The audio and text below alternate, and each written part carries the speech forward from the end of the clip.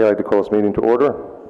Ridgewood Village Council's Public Workshop. Today is February 27, 2019. The time is 7:30 p.m. Adequate notice of this meeting has been provided by a posting on the bulletin board in Village Hall, by mail to the Ridgewood News, the Record, and by submission to all persons entitled to same as provided by law of a schedule including the date and time of this meeting. Roll call, please. Deputy Mayor Knudsen. Councilman Seaton. Here. Councilman Voigt. Here. Councilwoman Walsh. Here. Mayor Hache. Here. Please stand for flag salute. I pledge allegiance to the flag of the United States of America and to the republic for which it stands, one nation, under God, indivisible, with liberty and justice for all. Please join us in a moment of silence in honor of the brave men and women serving our nation's armed forces and as first responders.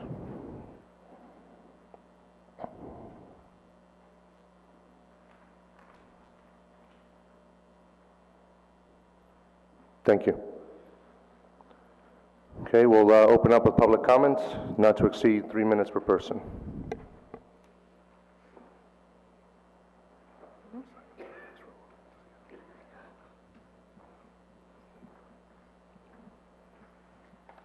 Good evening. I'm Nanette. I'm the assistant manager at Ridgewood Day Spa, 44 Franklin Avenue. Your last name, please? Rosenthal. I'm here today to address you about the employee parking in town. I currently work 5 days a week and average 35 plus hours per week. I spend $100 a month on the employee parking pass and $25 yearly for the Windows sticker, which means I'm paying 73 cents an hour. I have to buy the hang tag because there are days I work 9 or more hours, and the Cottage and Walnut parking lots have an 8-hour and 13 maximum parking time on the app. Excuse me.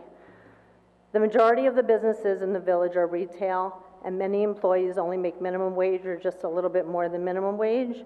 Minimum wage in New Jersey is currently $8.85.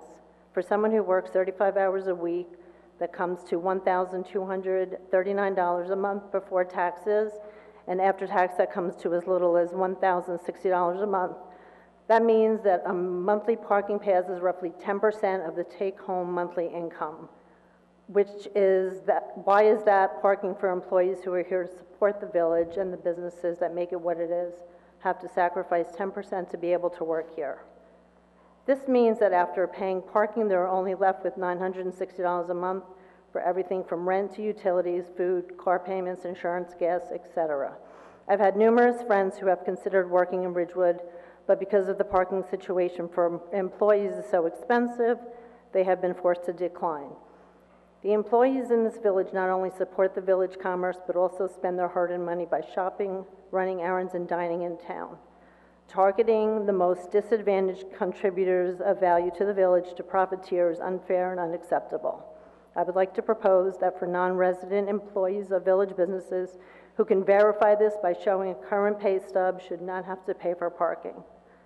This not only serves those individuals, but also the businesses who need to hire employees since employment is more accessible financially. Thank you. Thank you.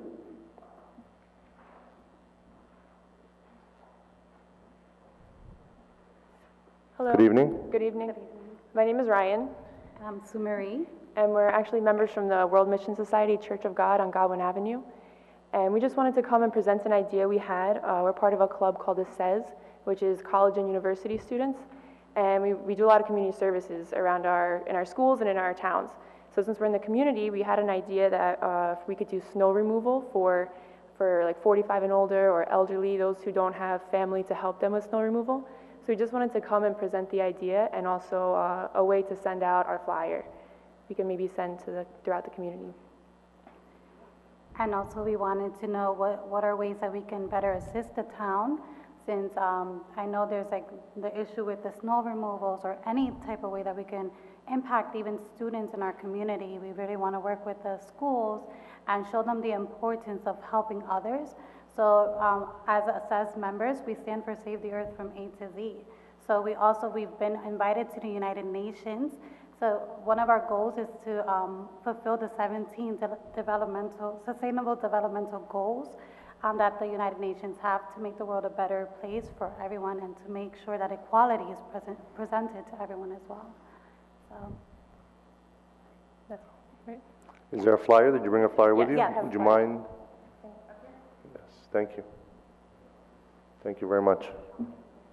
All right, thank you. So if, is there an email to call or to send a message to if we wanted to get in contact?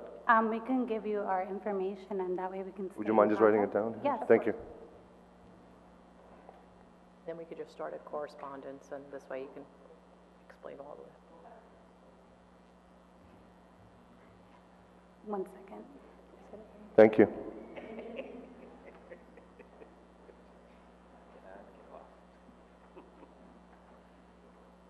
I've never done this before, although I'm from Ridgewood and I raised my kids here in a nuclear family. May I have your name and address, please? Name and address, please. Is that, you can't hear me? This is sort of about affordable housing, and I don't know if anyone, Name and address? oh, Margaret Tracy, 130 Prospect. Before I lived at 361 Wall Street, and that's where I raised my kids, but anyway. It's about co-housing in Sweden. I don't know if anyone's ever heard of it. I've presented it to other people and they haven't, so I just Xeroxed an article that I wanted to give to Donna, and it's, anyway, you have to read it to understand it. I don't know who knows about co-housing, but they've done it in Sweden, Denmark, Berlin, Gainesville, Florida. Connecticut wants to start them. I think it's a wonderful idea, so I'll just give it to Donna and maybe she can share it. Thank you.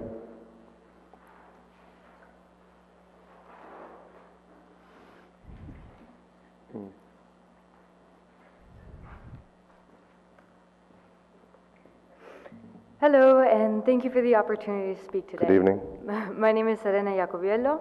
I'm a longtime Ridgewood resident. I live at 363 Down Street, in Ridgewood, obviously, right by Travell School. So as an environmentalist, I became very excited to hear that you guys were thinking about placing a full ban on plastic bags throughout the town. So I'm also here to not only encourage you to ban plastic bags, but also to place a fee on paper bags, similar to the Hoboken ordinance. So we all know that plastic bags are extremely problematic. They are derived from fossil fuels, they pollute our environment, and they're not very easy to recycle or cost efficient to recycle. So that being said, it's really important to realize that plastic bags are needing to be banned and paper bags should also be reduced. Paper bags are not our solution. So paper bags actually have a larger carbon footprint than plastic bags. This is because during the production phase of paper bags, it's very water intensive and it causes, and during the shipping phase, because they're heavier and larger than plastic bags, it creates a lot of energy to actually ship them out. So the ultimate goal of the plastic bag ban would be to reduce the amount of pollution created by all single-use plastic bags. So it's necessary for consumers, to achieve this, it would be necessary for consumers to start bringing their own reusable bags to the supermarkets when they do their shopping. So in order to actually achieve that, it's important to instill a transition period. So by allowing businesses to provide paper bags to their consumers with a fee, they would be able to kind of smooth over the transition period. And if a consumer forgets a reusable bag at home, they wouldn't panic. They would rather just say, oh, I'm gonna pay the fee, and the next time I'll remember to actually bring my reusable bag. That being said, it's also important to recognize that businesses, it's a little bit more expensive to produce paper bags than plastic bags. So if you actually let them keep the fee for these paper bags, they wouldn't be incurring any additional costs, and they'll be happy to actually comply with the ordinance. So that's an important part of keeping people, like businesses on board as well as consumers on board. And one improvement that I would suggest to the Hoboken ordinance is to remove the bags that are 2.25 mils thick, the plastic bags, that are compliant for the fee. Because, I don't know, that seems to undermine the intent of the ordinance. If you start giving these type of bags out for a fee, it could actually cause increased amount of plastic pollution that we're being seen, and then that would kind of cause more plastic, not great for anyone. So yeah, thank you again for hearing me out on this one and for considering the ban on plastic bags as well as the fee on paper bags. Thank you.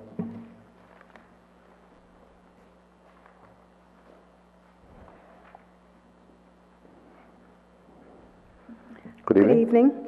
Pamela Perrin, 123 Kenilworth Road. I would like to commend this council for considering an ordinance to limit the use of single-use plastic carry-out bags. I support the measure, and I would further ask that you include in it, like in the Hoboken ordinance, the mandatory fee for people who forget their bags and need to use a paper bag. Two reasons for that. One, in California, they tried that, and it didn't work. And I'm sure Councilman Walsh will correct me if I'm wrong, but I seem to recall that at an earlier meeting, she told us that at a town she's familiar with in Long Island, they tried it that way, and it didn't work. And you could pass an ordinance and then change it later, but it really is past time to restrict the use of these plastics. And this is really just the beginning of what we have to do. There's so much more plastic out there. The other reason I ask for the mandatory fee is because our retailers are already so beleaguered. Let's make this easy for them. The 10-cent, 5-cent fee, whatever you choose, will offset their costs. And then finally, while you're considering the environment and the threat of plastics, please look at the ordinance, the resolution that the League of Women Voters suggested to discontinue the use of municipal funds for the purchase of single-use plastic water bottles. Thank you. Thank you.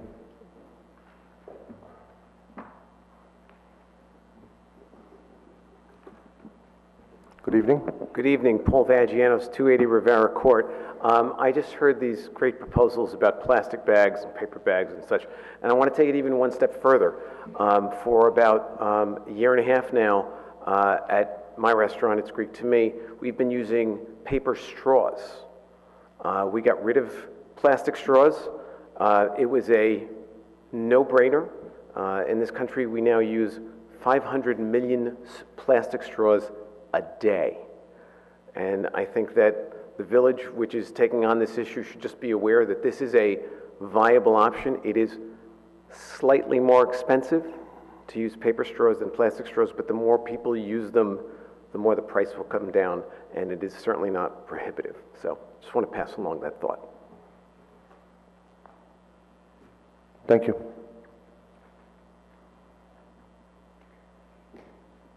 Anyone else? Okay.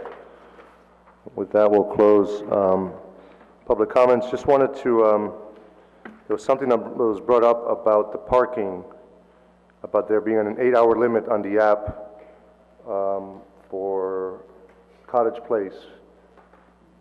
But Cottage Place is open during the active meter hours, so. Correct. Can we just look into it? Because it makes no I will. sense to have an 8-hour limit on a lot that is 11 hours.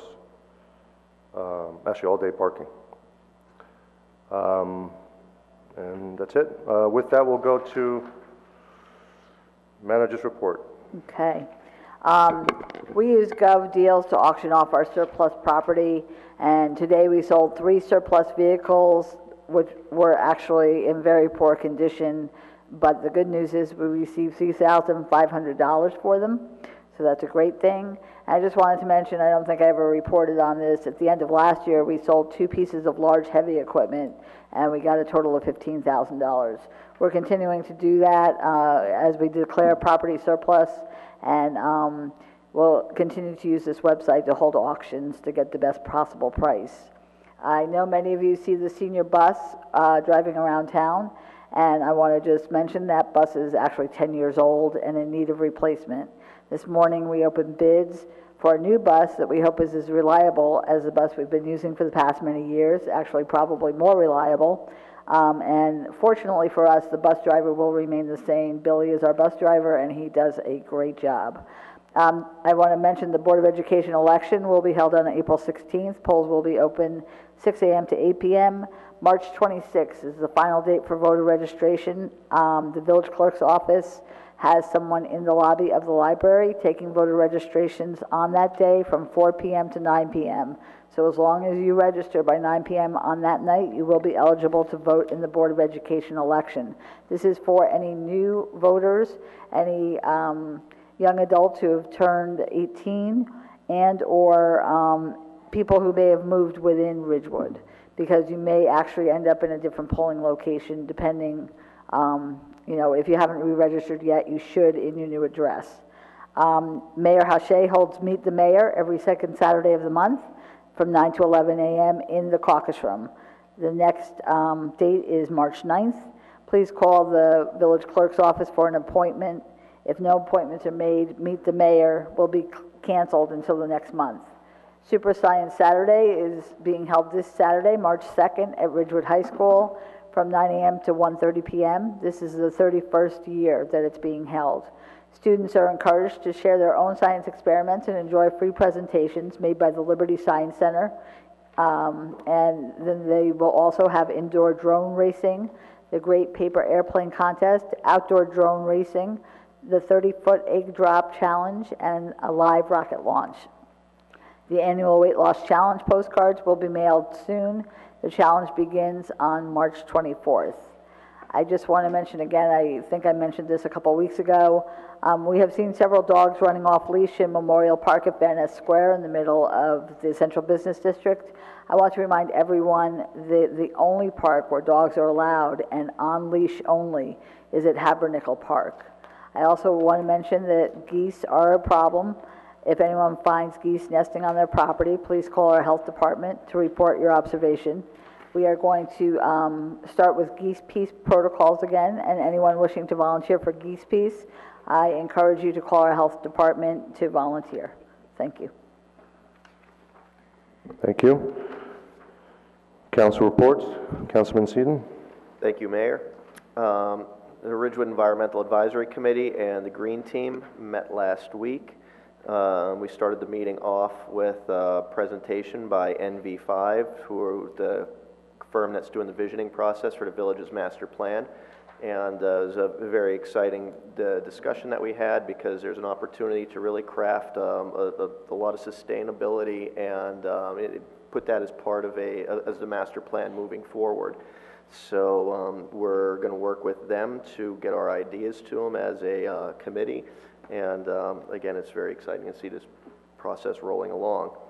Also, a couple of announcements. On March 20th, from 6:45 to 9 p.m. at the stable, REAC is sponsoring a permaculture workshop on composting, so residents can learn how to compost the correct way so there's no smell and it doesn't attract pests, and that could help us reduce food waste in the garbage stream, and it's better for the environment and soil health, and it's a better way to fertilize than with chemicals. Also on May 18th from 10 a.m. to 2 p.m. in the Graydon Pool parking lot, Ridgewood will be holding a styrofoam recycling collection. So anybody with big bulky pieces of styrofoam left over the holiday season, and this was brought to us as being part of the Sustainable Jersey Bergen County Hub. So the hub by itself applied for a $20,000 grant to kick this program off, and they received it. Two other towns are participating in this. I believe one town already held a drive, Glen Rock might have already held a drive, and ours will be on May 18th. Then, just as a reminder, Earth Day will be on April 14th in Van Ness Square Memorial Park, and that goes from 11 a.m. to 2 p.m., I believe, and that's always a good time to get out and learn about sustainability and what the village is doing and other people are doing to help out the environment. And then on April 22nd at 4 p.m. in the library, there will be a presentation for children, Schoolhouse Rocks Earth. It's about the environment and what kids could do to learn to participate in sustainability and again help out the environment. Then the Shade Tree Commission met on Monday, but that was a rescheduled meeting because of the weather, and then I couldn't attend because we had a budget hearing on Monday. So let's still plant trees, and I'll have a better update later on. And that's it. Thank you. Deputy Mayor? Thank you. Ridgewood Arts Council will be hosting its next artist talk on March 12th, featuring Dana Glazer. He's the film director, as he speaks about the making of his upcoming film, A Case of Blue. The artist talk will be held at the Upper Ridgewood Tennis Club, 6:30 to 7:30. Again, that's Tuesday, March 12th. And that address on the Upper Ridgewood Tennis Club is 915 Glenview Road. Now, artist talks are free, as always, and open to the public. And for more information, just email rac@ridgewoodnj.net. So that's really exciting. He's a Ridgewood resident, and he is the film director, and we have a lot of Ridgewood folks that are involved in this movie, and so it's really exciting. And it'll be an interesting artist talk that Tuesday. Again, going back to NV5, the visioning progress that Councilman Sedum was just speaking about. We're working on a direct mailer. I think we got the green light. We finished all of our edits this past Monday, and so hopefully we have pulled the trigger on that, and it's out to the printer and should be going to everybody's home. Everybody, every home, every business, every address in the Village of Ridgewood will be the recipient of the Our Village, Our Future visioning postcard, and that will invite folks to go to the visionridgewood.org website and participate in a survey, map your village, map your vision. And just so everybody understands what the visioning process is the very first step to a new master plan for the Village of Ridgewood, and this is the community engagement piece. So you all can come and go to Vision Ridgewood. I see you're smiling, so go to visionridgewood.org, take a look at it, and take the survey, map your vision, make comments about where your location is and what you think could be improved in the village.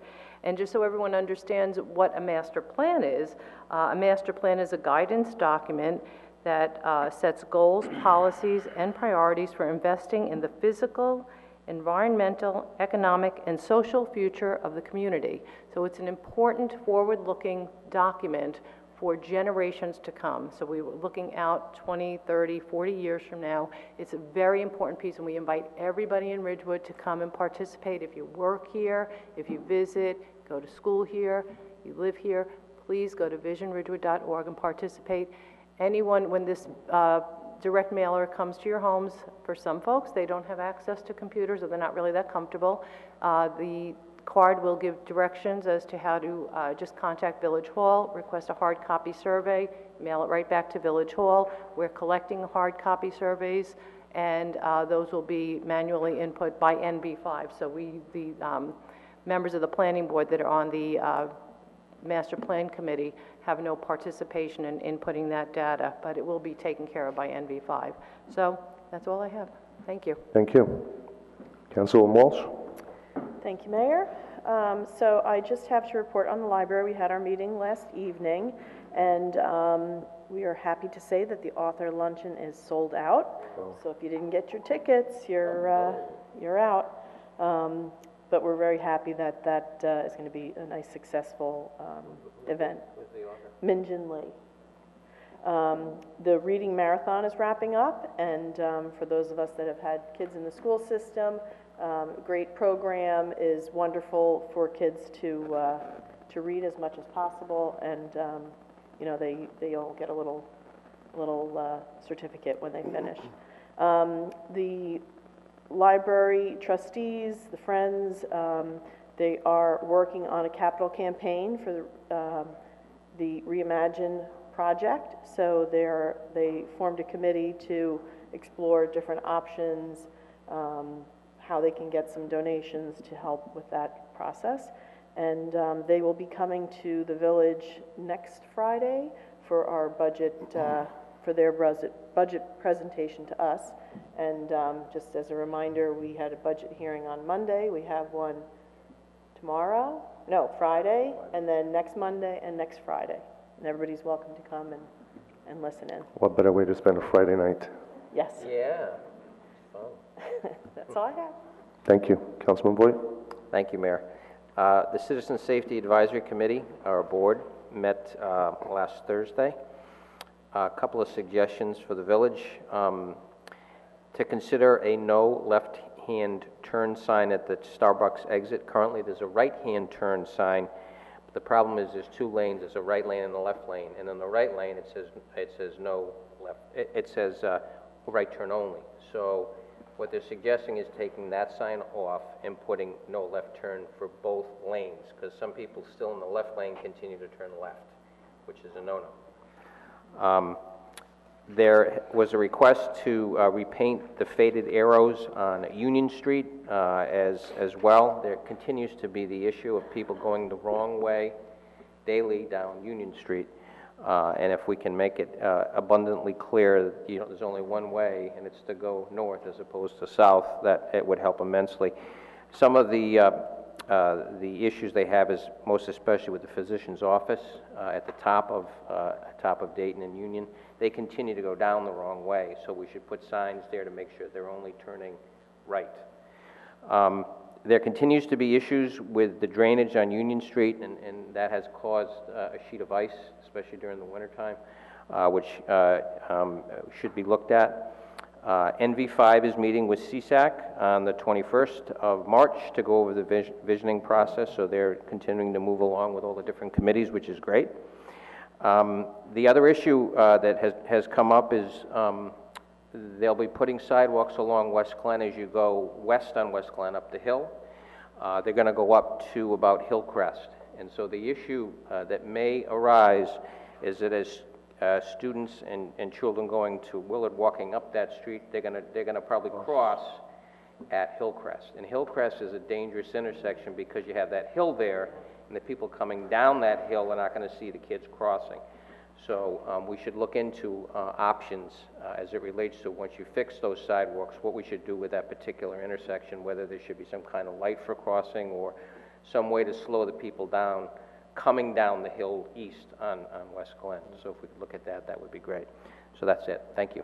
Thank you. Just have some information here, some notes from the county. It's quite a bit, so I'm just going to just go through them. I was having a discussion regarding the duck pond. I know there's been a lot of interest on the status of the project, which has been slower than we would like for it to be. Again, the purpose of the project of the duck pond, and for those who are not familiar, the duck pond sits in, geographically in Ridgewood, but it's really a county park. The project right now, it's not just to restore the lining on the pond, but it's really an overall project of ecological restoration. The engineering in the project is to correct the drop in the water levels in the duck pond. Due to several factors, Saddle River no longer provides a stable source of water to the wild duck pond. As a result, during dry periods, you see that the water elevation within the pond has been low and sometimes non-existent, and you see a lot of that nasty stuff kind of coming up. The construction project is looking to renovate the existing connection of the pond to its water source. Part of the plan is to improve the passive gravity-fed system that's there now as a connection with an improved mechanical system that is to be used as water level conditions will necessitate. In addition to these modifications, other pond improvements are being considered to increase habitat value and function, including the placement of a variety of native aquatic and terrestrial plant species along the pond's edge, and the installation of a wetland feature to improve water flow evenly around the pond. And ultimately, by improving the site hydrology, water quality will be improved with an overall effect of restoring wetlands and supporting conditions for diversity of flora and fauna. The facility plan is quite extensive. There's been a lot of work already done with the Bergen County Parks Department. The funding for this had already been secured a few months ago, a total of $2.35 million. And they're also seeking some Green Acres funding to supplement the funding that's already in place. And right now, it looks like the project, they thought it would be ready for bidding out last month in January. They're shooting for September of 2019 now out to bid. Now, the September date is on the conservative side. The county has had some challenges with the DEP with the hydraulic and river flows calculations. So they're going to have been going back and forth. But the plan is to have the entire project completed for the 2020 season. And doing most of the work during the late fall and winter months allows the park to be used without closing sections during the busy park season. So that's the latest on the duck pond project. Just wanted to talk about, as you know, Ridgewood Water filed a complaint in Superior Court in Bergen County on Monday this week. And this filing is just one of the many steps that Ridgewood Water is taking to protect the drinking water from PFAS and to protect the ratepayers from the cost of removing the chemical. The defendants in this case are companies that manufactured, sold, and promoted the products containing PFAS, even though that they knew that these products would contaminate the water. Ridgewood Water is doing the responsible thing by removing these chemicals and providing customers with the cleanest water possible, which has been the mission of the utility under the leadership of Rich Calby. But the defendants in this case also have a responsibility, and that is to reimburse Ridgewood for the costs of getting the job done. And this is really what lies at the heart of the lawsuit, because the question is, you know, who should pay the substantial cost to remove PFAS from the water system? Is it the companies that created the problem knowingly, or is it going to be the ratepayers who up until now have been footing the bill? So I think we all agree that we should put the responsibility on the companies that created the problem and make them accountable for it. The specifics as to who the defendants are in the case are, they're in the, laid out in the complaint that we filed with the court on Monday, and it's available on the Ridgewood Water website. So just want to make everyone aware of that and the basis and the context of why the lawsuit was filed. And that is all I have. So we'll move on to discussion items. Our first area of discussion is Ridgewood Water. And the first item is awarding a change order for the SCADA system software. In 2016, an EUS, Extraordinary Unspecified Services Agreement, was awarded to Emerson Process Management Power and Water Solutions to upgrade our existing SCADA system. At this time, an additional $10,665 is required for work completed beyond the original scope. That includes Emerson supplying Ridgewood Water with 2 additional remote telemetry unit cabinets. This change should have been incorporated into change order number 1, which was processed in December of 2017 but was not included. So this is now change order number 2, and that'll bring the contract total to $391,847.96. This is allocated in the water capital budget. The next one is to award a sole source contract. This is regarding the corrosion inhibitor. As we know, the lead and copper rule from the NJDEP mandates that a corrosion control program be established, and that's the treatment process in which small amounts of phosphate inhibitors are added to the water to prevent corrosion.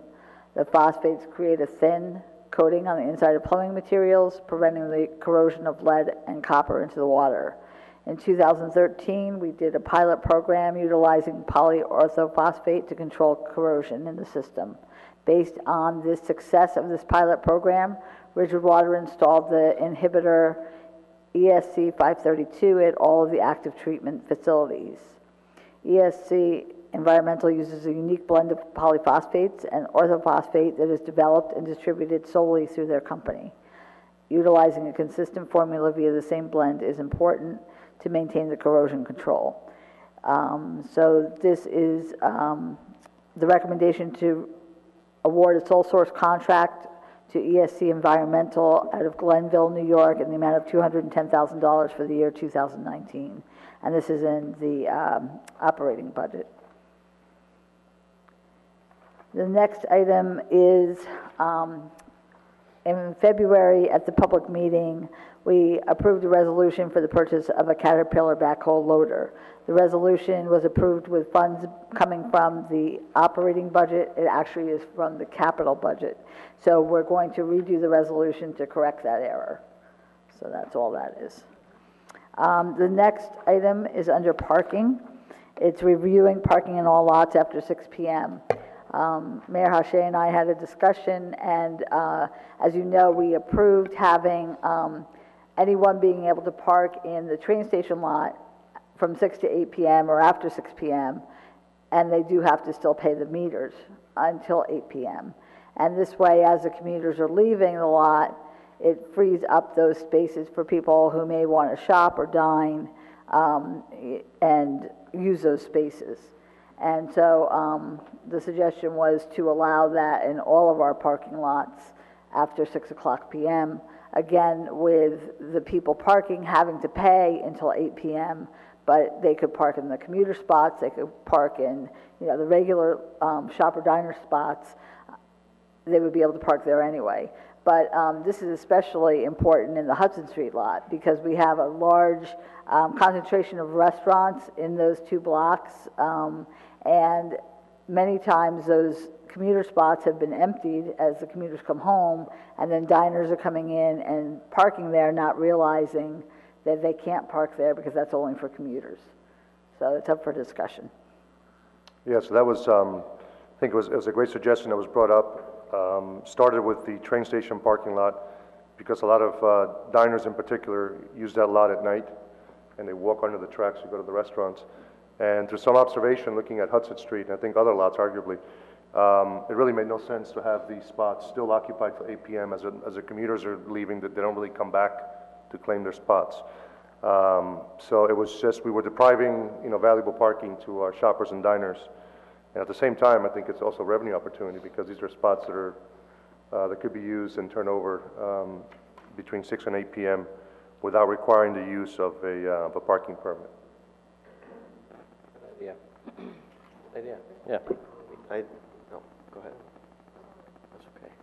I actually thought that, because we were in that back and forth discussion, I actually thought that it might be prudent to just say after 3 o'clock, because by 3 o'clock, either commuters have vacated the spaces or they're in the spaces, but those that are empty, even though they're designated commuter spaces, after 3 o'clock, I don't think anybody's necessarily going to park there to commute to work. So why wouldn't we make those spaces available at actually an earlier time and not, kind of like the same flex spot that we did at Cottage Place, but I don't see any reason why we wouldn't just make those spaces available even a little bit earlier.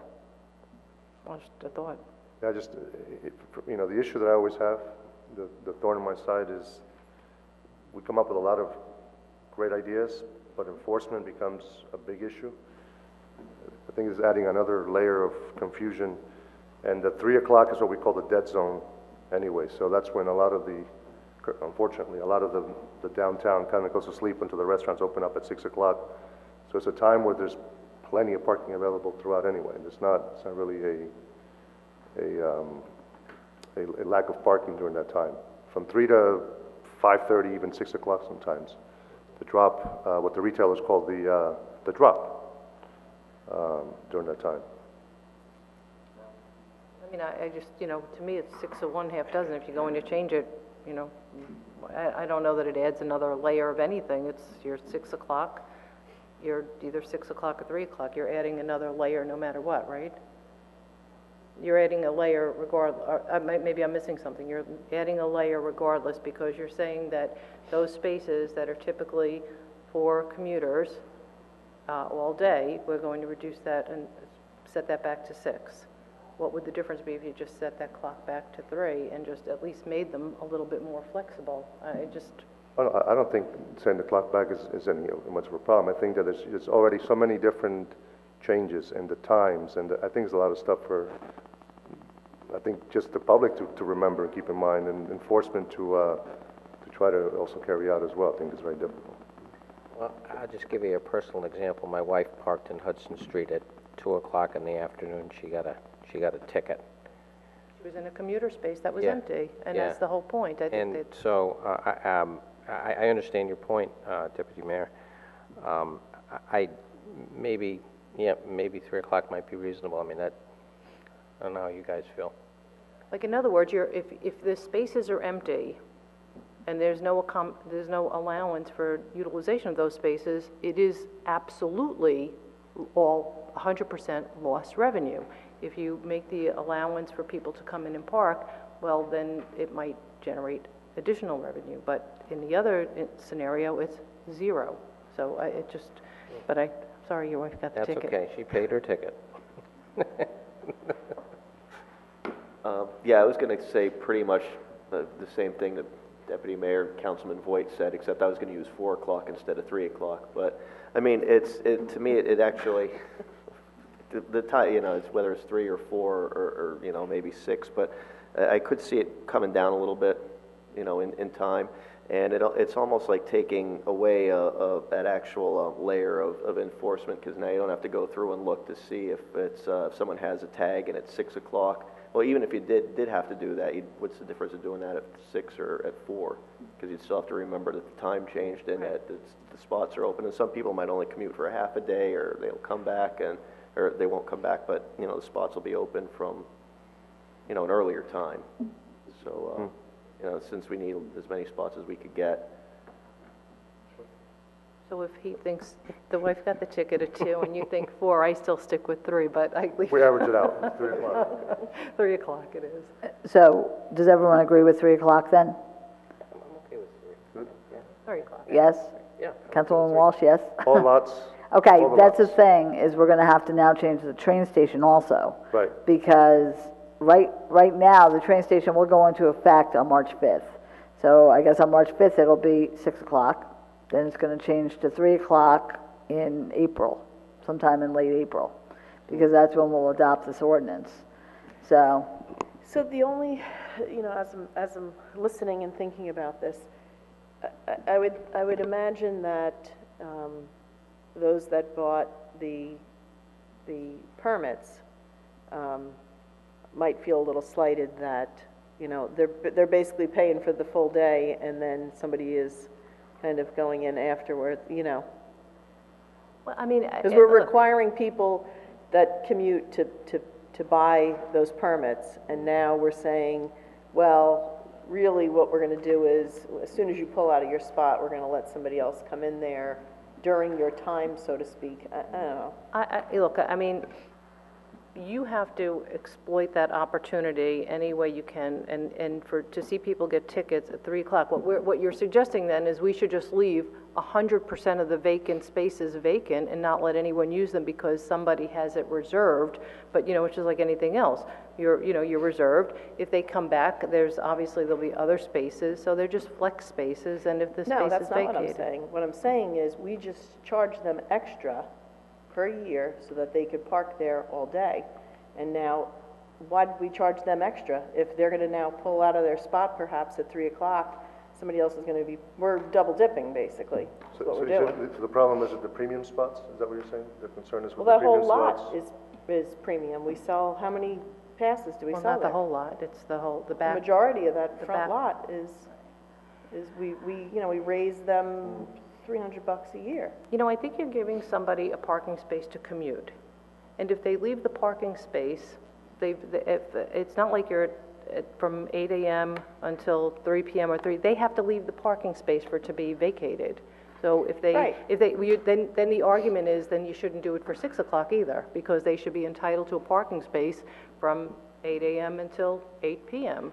So to 6 your a.m. point, Deputy Mayor, I mean, can we do like a week's worth of evaluation to see what spots are open? I mean, my guess is there's probably a lot of spots open that are Hudson, at the train station, at Chestnut, and see what kind of what the supply is.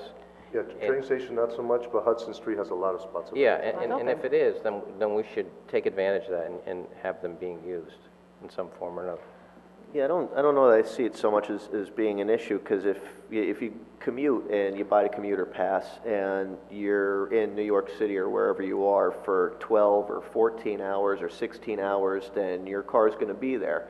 And if you commute, you still have the pass, and you're still required to have the pass in the morning, so that's not going to be open to anybody, so it's still a value to have the pass. And then, you know, your office loses power, or you have a half day or something like that, you come and you get in your car and you leave.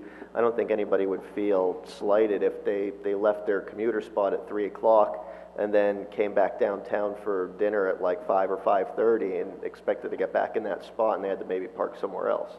And then they could still use their pass too, I mean, if they came back. I don't think they'll be slighted about leaving the spot. I think they'll be slighted about, we just charge them extra to park there. Yeah, but they could park there as long as they want. That's the thing. If I'm commuting, I definitely want my spot there in the morning. And whether I'm at work for 4 hours or 10 hours, you know, my car's going to be there, spot's going to be there, and everything. And if I only use the spot for 3 hours, then, you know, that's shame on me. Maybe I should rethink, you know, my finances and maybe not pay for the annual pass. Because if seriously though, I mean, if you're not, you know, you're not going to. If you're going to worry that the space is going to be there after you leave and you're not commuting, once your commute is over, your commute is over. So I mean that would be it. I don't see an issue with that really.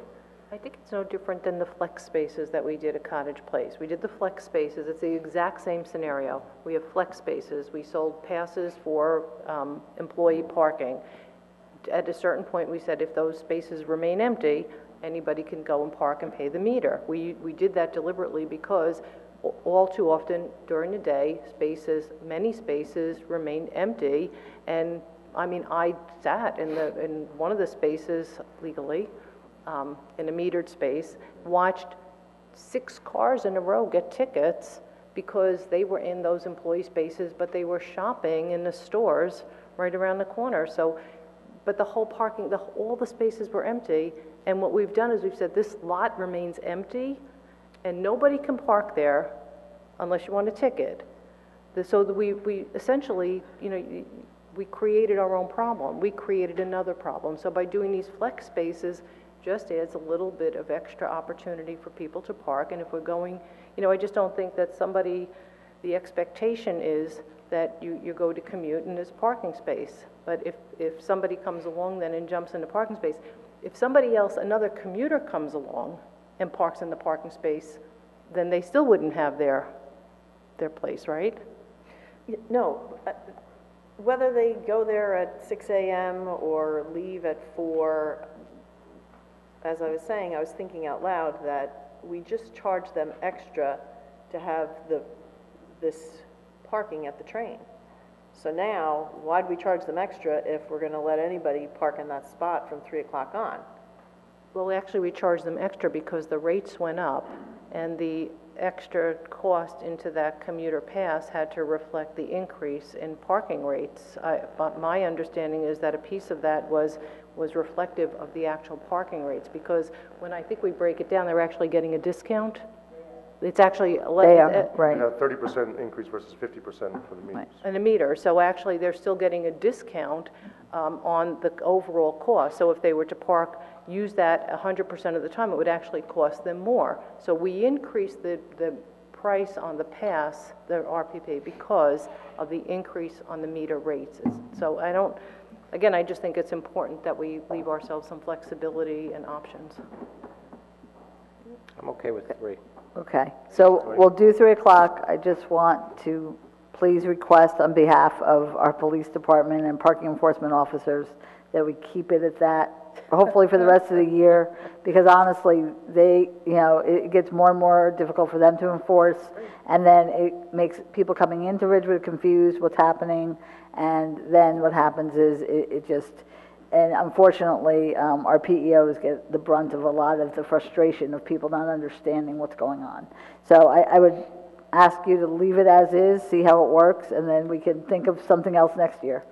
You know, I just want to say, and I hear what you're saying, and I do think that we have to kind of stop and let it breathe a little, but I think we've come a long way from when I first came on council, and the entire Hudson parking lot was full. Every lot was full at 7:30 in the morning, all commuters, and we've worked really, really hard to strike a good balance, and unfortunately, sometimes we're maybe tweaking a little, but... I agree with you. I'm not disagreeing with you. I would just like it to stay as is for the benefit of everyone, hopefully for the rest of this year. That would be great. Okay, moving on. Under budget, awarding contract road resurfacing of various village streets. We accepted bids on February 20th. There were 13 plan holders eligible to bid, and the village received 11 bids. The low bid received was from American Asphalt and Milling Services out of Kearney, New Jersey, quote of $2,662,604.76. Low bidder submitted a complete bid package with all necessary information, and the low bidder is a new firm to us, but we have checked their references and they were favorable. The work is to be funded for the 2019 capital budget. The bid is actually greater than the funds available, but at this point, we recommend a partial award to the contractor in the amount of $1.8 million to start the paving work as soon as possible. We have applied for an NJDOT grant, so we may get that, so that may offset some of the cost. The next one is emergency construction. We have two emergency construction, actually, repairs. One is for, oh, I'm sorry, where am I? Sorry, HVAC system first, and then we'll go to the other two. This is actually a change order. As you know, we hired a firm to work on the HVAC system here in Village Hall. I have to say it's much improved, thanks to Rich Calby, who headed up that project. Change order number 2 is for $5,500, and that's required to repair additional variable air volume units. It utilized a unit price for repairs, which was quoted in the original contract bid at $1,700 per unit repaired. One unit only needed a new transducer, therefore it was a reduced price of $400. So the total, therefore, increases the total contract to $283,400. Our heat, I think, is at a good place now throughout the building. We'll wait and see what happens when the air conditioning goes on, and hopefully that'll be well balanced as well. Heather, could we get an update on what's going on in the community center? I know there's been some concern that sometimes it's way too cold in the wintertime, and it's... I don't think we have those complaints as much anymore, and I think that we've gotten a good balance. But I will double check with Deanna, who coordinates that. Check with her I will. Make sure that she's okay. Yeah. I will. Oh, good, thank you. I'll make sure. Okay, so the next two are emergent. I had another question. Maybe Chris might be able to answer it. On the original bids for this work, we had other bids, right? On the HVAC? Did we have additional bids? Oh, sorry, Rich. Sorry, Rich. Sorry, Chris. Why don't you come up? I confused myself.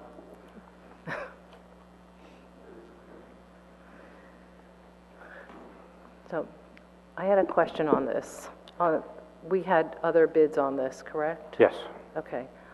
On the other bids, or any, with the change orders on this, did any of the other bids include that work, and would that then make this bid now higher than the others? Or did we analyze those other bids to see if this was... Each of the bids had a requirement to quote a unit price for this work, because we knew there were going to be some units that needed repairs. Right. I don't know what the specific prices were of the other bids, but overall this had the lowest bid price. Okay. There is a possibility that one of the other bidders might have had a lower for that unit, but their base bid was higher. Right. I could get that information. So in other words, on this $5,500 outside of the scope, it's possible that when somebody, and I might be wrong, so just you can correct me if I'm wrong, it's possible that this particular piece of it may have been anticipated. No. No? No. Okay, that's, I guess, my question. We anticipated that we needed repairs. That's why we included it. We got a price up front, because we knew there were going to be an amount of units that had to be repaired. Right. So I guess the other question is, what was the next lowest bid? Lowest bid. I don't know. I could get you that information. From there, see the delta. I guess. Right, yeah, I'd be interested if we can maybe regroup all that paperwork, maybe resend it. I'd be happy to, if you want to send it to me and I'll take a look. I just was interested in knowing what right, that was the next question on the list, right? No. Okay, thank you. I can get you that. All right. So the two emergency repairs, one is to the Demarest pump station, experienced a failure of the pumps during a period of very heavy inflow and infiltration. The pumps could not be installed because of the inflow and infiltration in the inflow pipe. Therefore, we had to bypass to avoid flooding the residents on the street that drain into the pump station. To avoid an NJDEP fine, we awarded the emergency repair to a local contractor that has worked for the village in the past to construct a buried bypass line from the Demers pump station to a nearby receiving manhole. And again, this was an emergency repair. Now that the buried bypass pipe is in place, we are in the process of bidding out the repair by lining of the inflow pipe. The resolution is to pay for the contractor's effort to install a buried bypass pipeline. Okay. The next one was an emergency repair, also with a pump station. This was the Andover pump station. The force main sprung a leak on Andover Terrace, resulting in effluent running over the residents' lawn and down the street. Obviously, this required an immediate response to stop the release of sewage into the stormwater collection system. J.F. Kramer and Son of Hackensack was hired to repair it. The resolution is to pay for J.F. Kramer and Son's effort to fix the leak.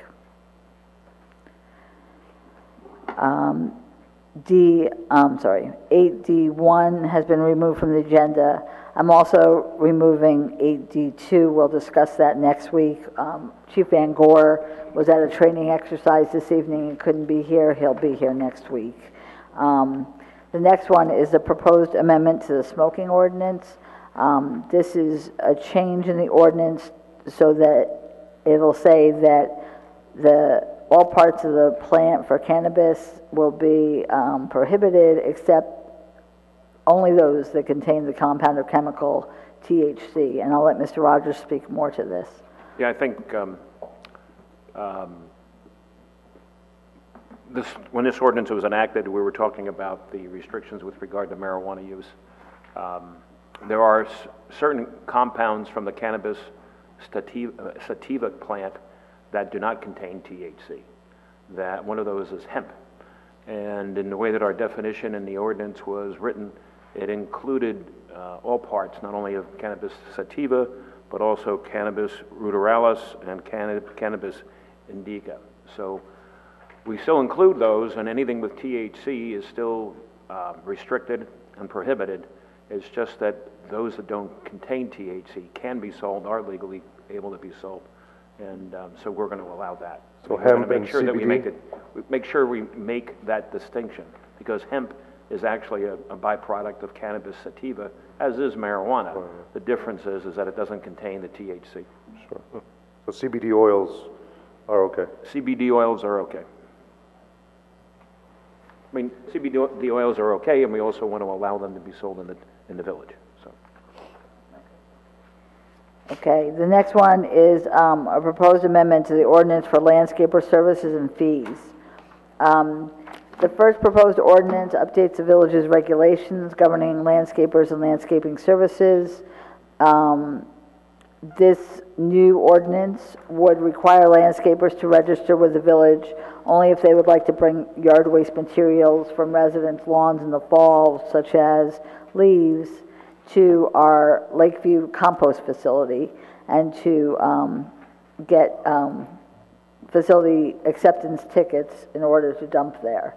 So we have that currently, but we registered all landscapers. Actually, that now conflicts with the State of New Jersey Contractors Registration Act. So we can't register all landscapers anymore. The second ordinance increases the fee for registering with the village. So again, they only register if they want to use our Lakeview compost facility. It was $25. We're recommending $50 per year. The fee was last increased in 2006. In addition, the price for the facility acceptance tickets for Lakeview is not being changed. That's $30 per ticket. In 2018, I just want to mention this. In 2016, let me start there, we received 1,318 cubic yards of material at our Lakeview compost facility. 2017, it was 2,799 cubic yards, and in 2018, it's 4,091 cubic yards of material. So it really has increased tremendously. And we're going to indicate that as we currently register, each vehicle that has a license plate issued by a motor vehicle agency will need to be registered. So, I just had a couple questions on this. sure. So do we know how many registered landscapers we have now? I don't know off the top of my head, no. And then do we know how many of those registered landscapers brought materials to the compost facility? It's usually the larger ones, but we can get this information and bring it back next week. And then the other last thing on the actual ordinance. I just on A, where it says all landscapers and landscaping firms desire to deposit yard waste created by their operations in the village of Ridgewood, and the previous iteration stated for village residents. Should it say village operations in the village of Ridgewood for village property owners? Should it include that specific language? I'll have Chris come up and discuss this. Hold on one sec.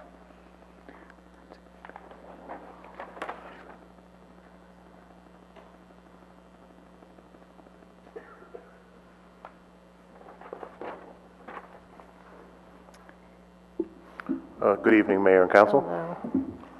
And what was the question, Deputy Mayor? So on, where we're adding all on item A, all landscapers and landscaping firms desiring to deposit yard waste created by their operations in the village of Ridgewood, should it be specific and say on behalf of Ridgewood property owners or for Ridgewood property owners? I mean, I know that you can't, in theory, come up with yard waste generated in the village of Ridgewood unless, I guess, it's for property owners, but I don't know if we need to add that level of specificity. I could take another look at it, to see if additional language can make it clearer. Our goal is that we only accept materials that were generated in the village.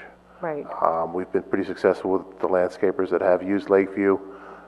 We do look at their loads sometimes. We ask what addresses they came from. And, you know, the reason we do that is if somebody's bringing a load from Hillcrest, they say they brought it from, say, Hillcrest, that's predominantly a red oak area, so you should see a lot of red oak leaves. If it's full of gum trees, a little suspicious. Again, you have to be a little bit of an arborist and to see that, but we do have that skill set amongst the staff. Okay. I guess palm trees would throw up a real red flag, right? Okay, so, all right, so I made a note, I could send you my little note on that, it just says for property owners. Hey, Chris? Yes. How come it's increased so dramatically over the past 3 years? I mean, Ed, do we have more landscapers? We don't have more landscapers, but with the enforcement of curbside leaf depositing, to keep it very strict within our pickup schedule, a lot of people have decided that they're just instructing their landscapers, take it away. I don't want to deal with having to face a ticket either to you or to myself for having put out the leaves, the yard waste at the wrong time. So they say, bring the suck truck, pick it all up and go. And also a lot more landscapers are starting to offer that service because they see the demand from their customers. Okay, good. Would it also be because we haven't increased the fees since 2006, so we were kind of like the cheapest game in town? I mean, it could be that as well? We were very cost efficient. That's why there's a proposal before you to increase it slightly. It may have been very advantageous to landscapers to do that. There is also a side benefit to the village, because leaves that a landscaper brings to Lakeview are leaves that we do not have to collect with our staff and forces. Thank you. Okay, thanks. So the next one is the outdoor cafe ordinance revision, so I'm going to have Tom Yaka come up. We did have some questions at the public meeting in February, and so I kind of summarized what it was that we need direction on. So the one was that the barriers for the outdoor cafes must be weighted and cannot be bolted into the sidewalks. The recommendation from the building department, both Mr. Yaka and Tracy Jeffrey, our code enforcement officer, is that the weight shall be proportional to the size and weight of the barrier. And then they also wanted to add that in the event of high winds, the barriers have to be removed from the sidewalk until the wind advisory is lifted.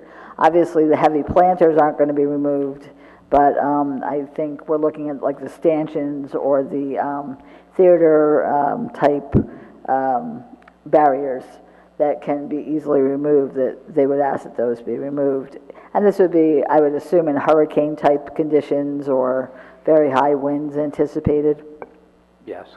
Good evening, everybody.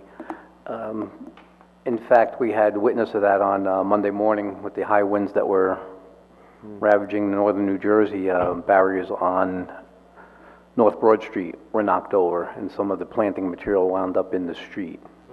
So that's what we're suggesting or recommending, that they be somehow weighted down. I think the easiest way to accomplish that might be with a sandbag, but you know, there's a number of different options, as long as they're not secured to our sidewalks or curbs. Correct. Tom, this is a laundry list of issues that sounds like were brought up a couple weeks ago by some of the restaurant owners who came. I'm just going to throw this out, and you guys can respond positively or negatively to it. That the suggestion would be, couldn't we just form a subcommittee of, say, some of the council members and the cafe owners, just to come up with, make sure we have a comprehensive list of issues, and see if they can hammer some of these issues out kind of offline, and then come back? Is that, I'm just going to throw it out there. I mean, I don't know how you guys... Personally, I've walked the sidewalks. Yeah. I have taken a tape measure. Yeah. I have pretended like I'm sitting in a chair. My conscience is clean. Okay. You've got that. Here. Is that 30? This is 36. 36. Okay.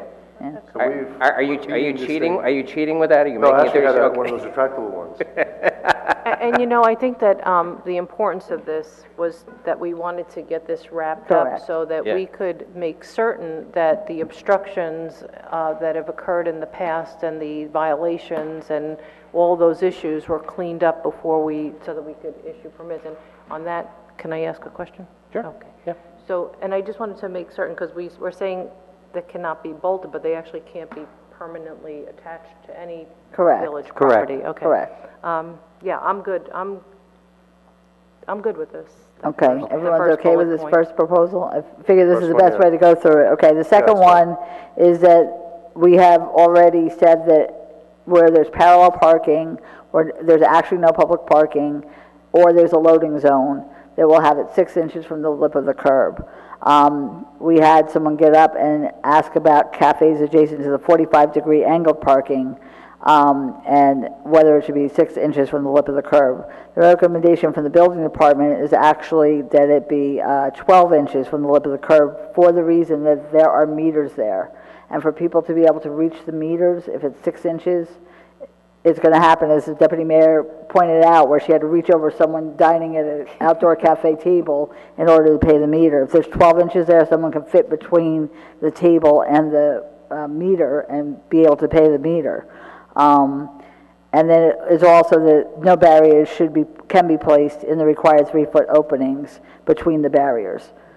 So, I mean, my only concern with that, I mean, is do we have a solution looking for a problem? Because I think up until now, where we have no minimum requirements in terms of distance from the curb on the angle street, we haven't had an issue of people banging into meters or barriers or anything.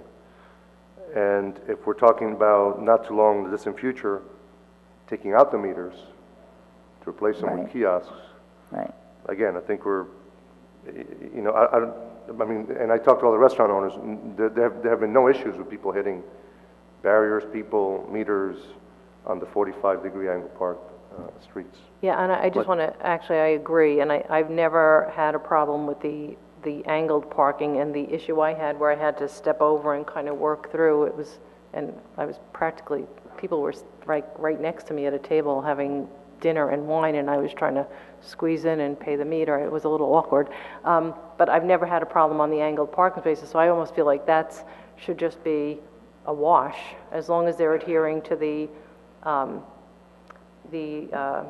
whatever the space is for pedestrian, the 52 inch, as long as they're adhering to all, you know, their everything else is adhering to the regulations, I don't see any reason to change the angled parking space.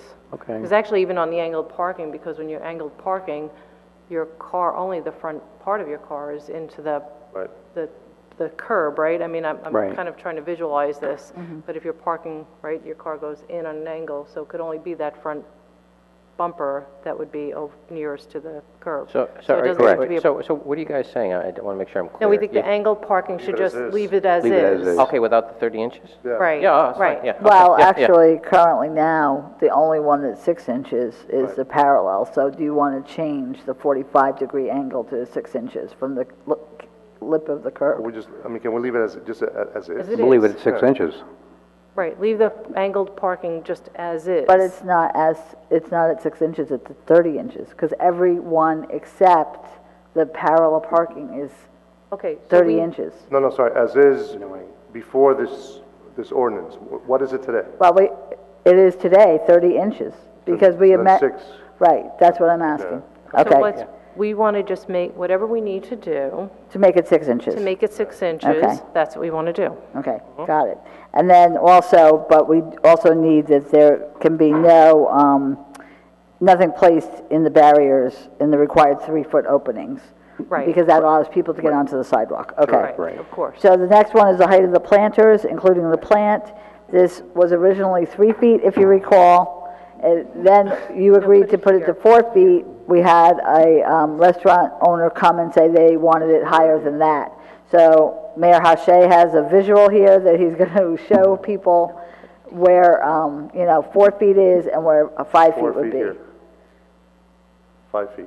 But it's hard to do because we're in these high chairs. No, this is 30.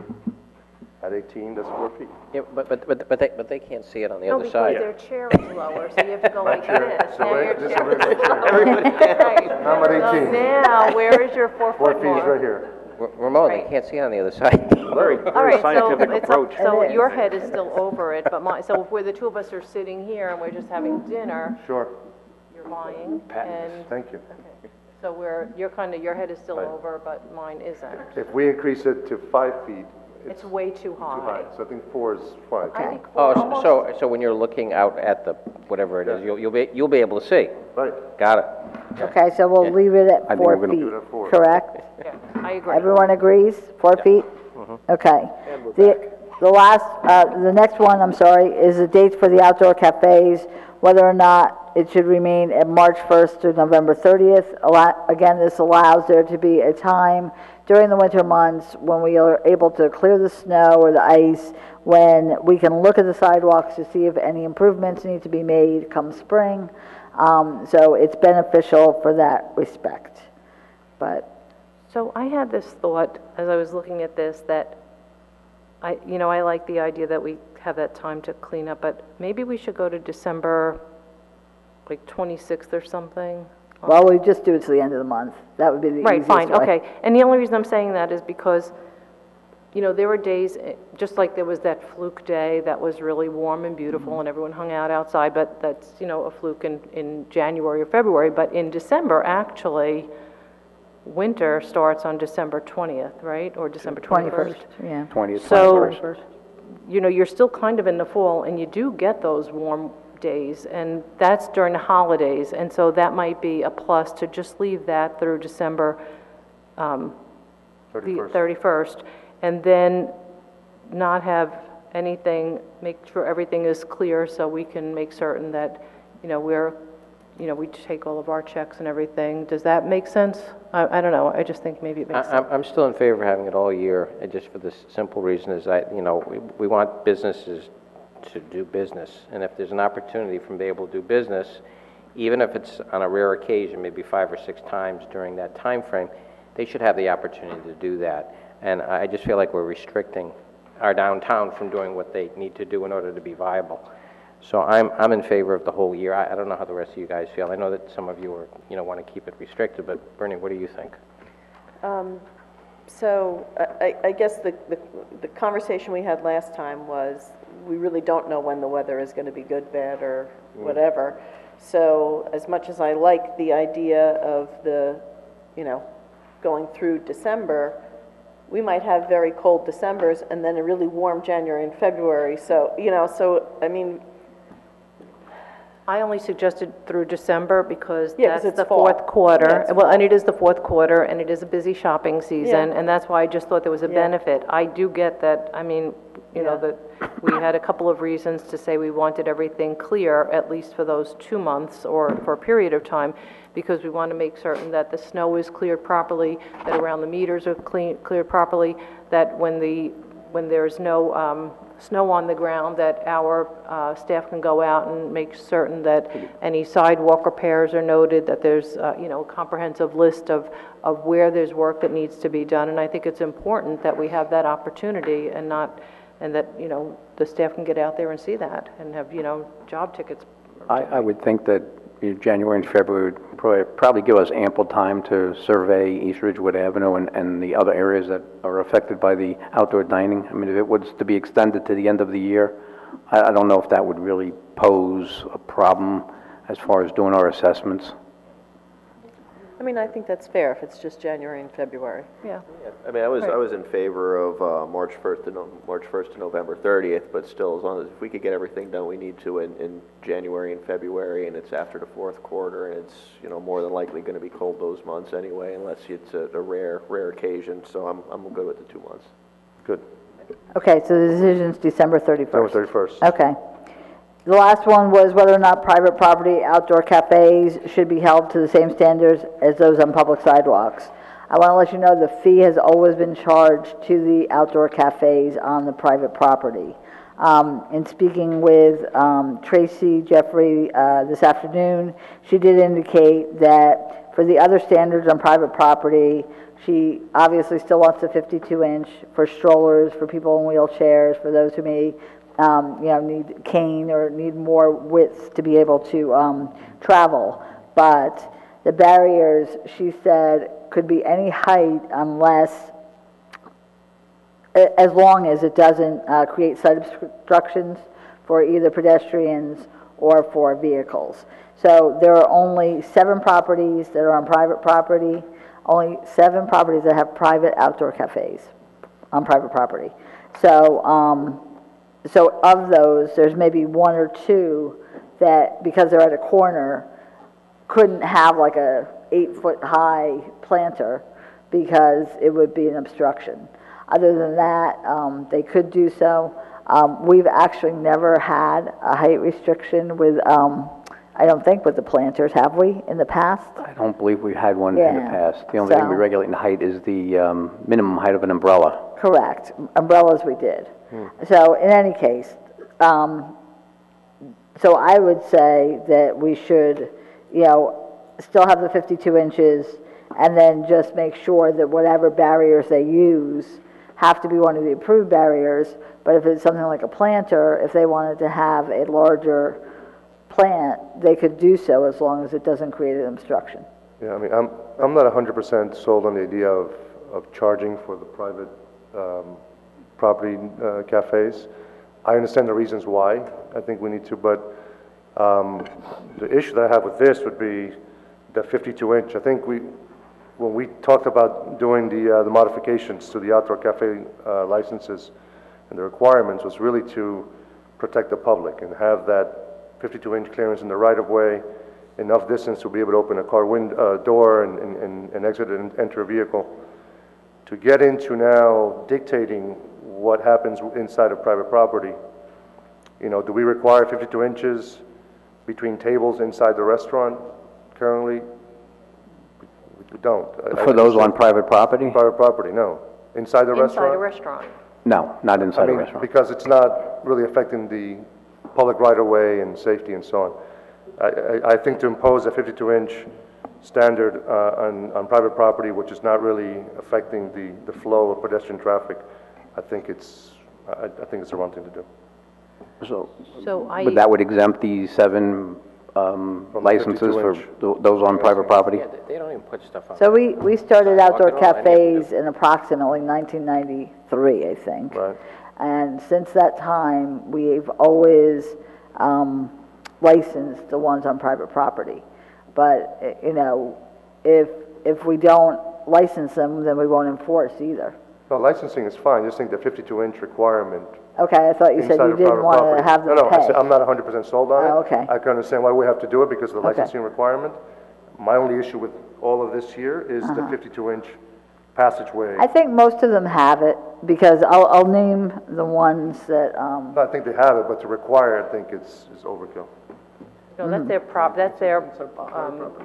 their liability, that's a risk they take on. So if we offer guidelines, then, you know, you license them and, you know, that's fine, but I agree. The only thing I wonder though, did you say there was a private cafe on a corner, right? there are a couple. Okay, so I think that there has to be, and it just occurred to me, that there has to be some specificity on obstructions on a corner, no different than if you had a corner property that can't have shrubbery at a certain Right. height and you have to triangulate, so I think that we have to. We would apply the same standard, Deputy Mayor. Right, That the okay, site but I triangle only remain, the site triangle remain clear. Yeah, the standard, it wasn't in here, so presumably it would be Well, it does incorporated. say, as long as it does not create a site obstruction for pedestrians or vehicles. But I think that it has to be more specific. Okay. I'm just saying that by ordinance, I would ask Matt if he thinks that on a corner property where there's going to be any kind of potential obstruction, you would want to make certain that, you know, as long as it doesn't obstruct, is kind of open-ended.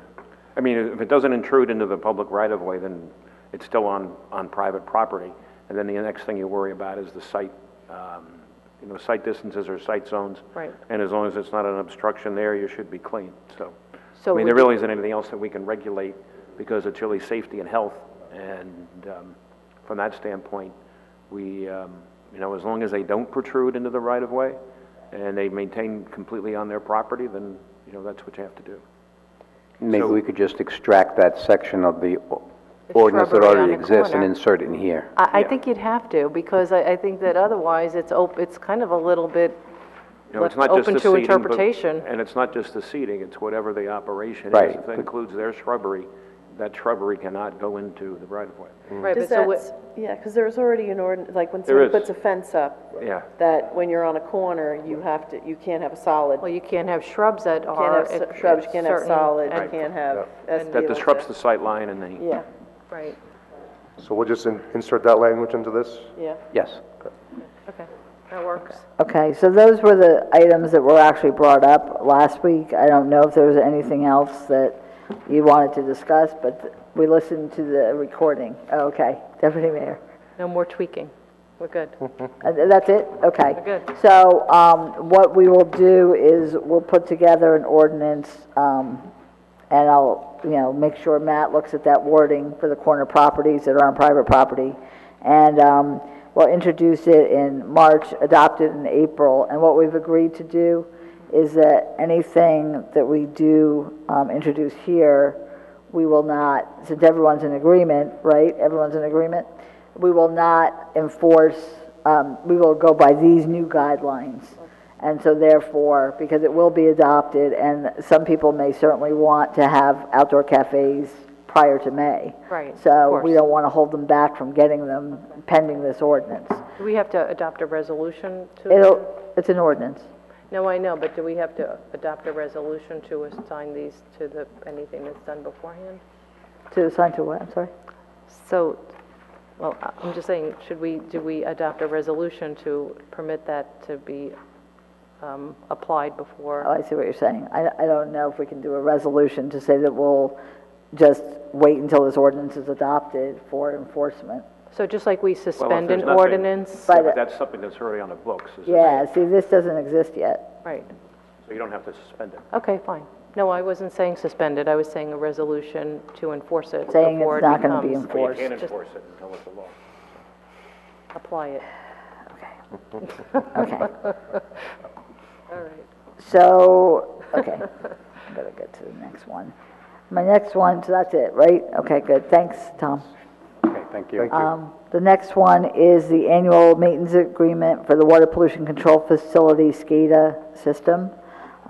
This is an ongoing program to upgrade and maintain the computer-controlled operating system that runs the plant. Keystone Engineering Group was hired several years ago, and what they do is they assist in assessing the problems and fixing the SCADA system. The SCADA system controls the operation of pumps, blowers, and other equipment at the facility. Keystone has successfully assisted us in correcting any issues that have come up for the past several years on a time and materials basis. And so we would like to award a resolution for 2019 service and maintenance of the SCADA system on a time and materials basis in an amount not to exceed $25,000. And this is out of the operating budget. Oh, I'm sorry, out of the capital budget. Okay. The next one is the proposed ordinance to ban single-use plastic bags. So this was discussed in the past. You have before you the Hoboken ordinance. I mean, I have some questions, but why don't we put it up for discussion, and maybe those questions will be answered during the discussion. Councilman Seaton. So this was obviously supported by the Ridgewood Environmental Advisory Committee and the Green Team, and you know, I've gone through this, so this is basically an example. I think this was everybody's favorite ordinance that we were going through, but then of course you'd have to change certain things. I'm not saying that we adopt it word for word. The beginning would obviously be changed around to reflect Ridgewood and our specific situation. The definitions, of course, I'm sure we have our own definitions that we could use for certain things, and certain things might have to be redefined, but you know, I'm sure we have a term to define who a customer is, an operator, and things like that.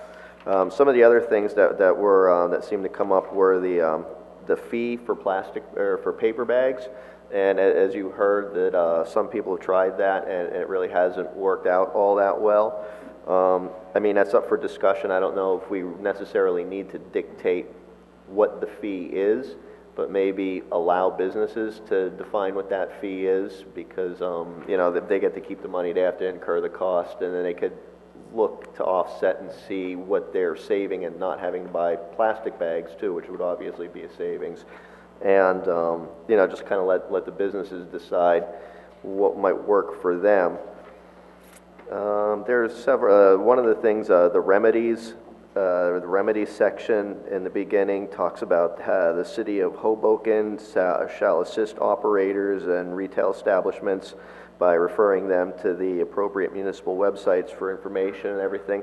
I don't think that we would have to put that on the Village of Ridgewood. We could insert the REAC and the Green Team would be happy to assist anyone in, you know, pointing them in the direction to helpful resources and to be compliant with the ordinance. And enforcement, you know, we could come up with enforcement, and you know, I don't think we don't have a director of the Department of Environmental Services, so it would either be code enforcement or a zoning officer who would you know, enforce this, or somebody else in the village. And also a 6-month lag. So instead of the 20 days, if the ordinance should pass to go into effect, we'd rather use the 6-month time period so that we could get it out there, say it's passed, it's definitely coming, but then begin to engage the community. We can engage the community at Earth Day, we could hold different discussions, we could hold, possibly show the movie Bag It and different things like that to help people out and hand out reusable bags and come up with an entire program to fill the 6 months to let everybody know that this is coming and assist any way we can. So I think that's all I might have had.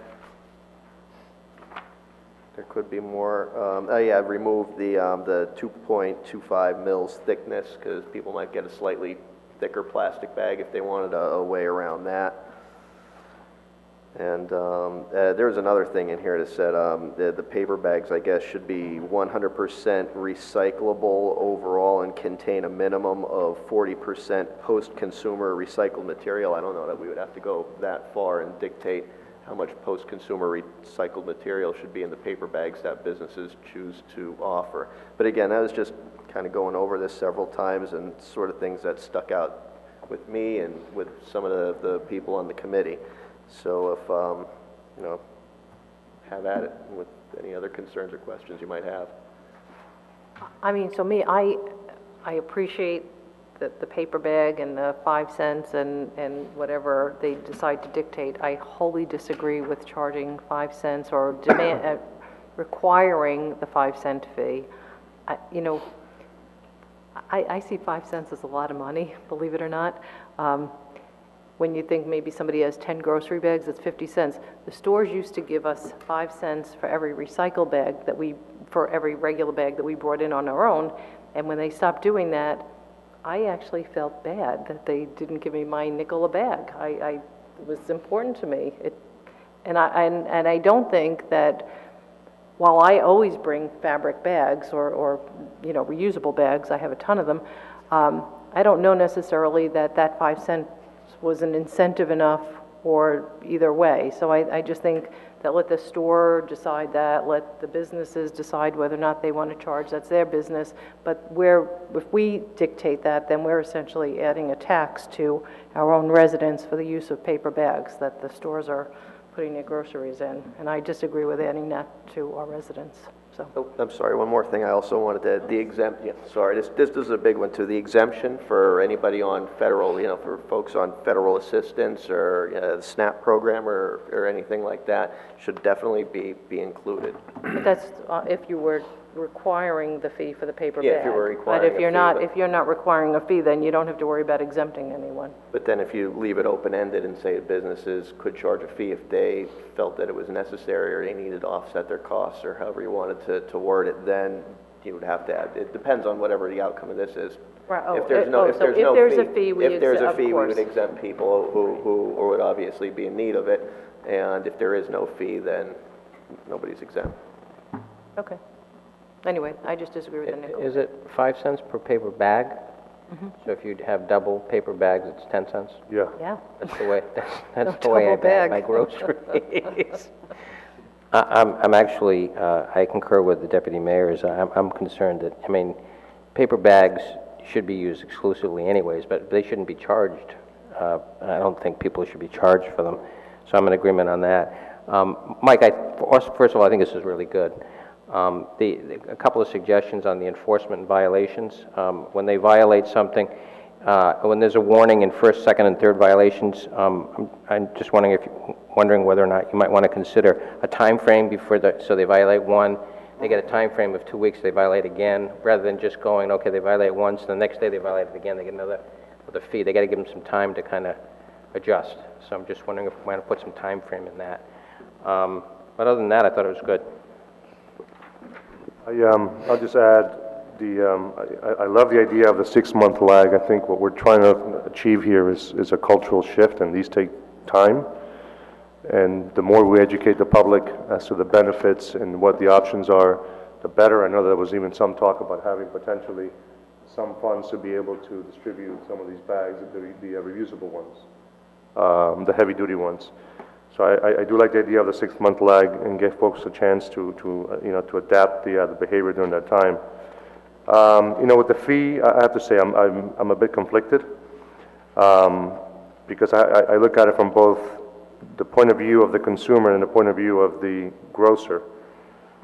From a consumer standpoint, you could argue that we're asking people to change the behavior, and we're actually forcing the behavior to change by banning the plastic bags.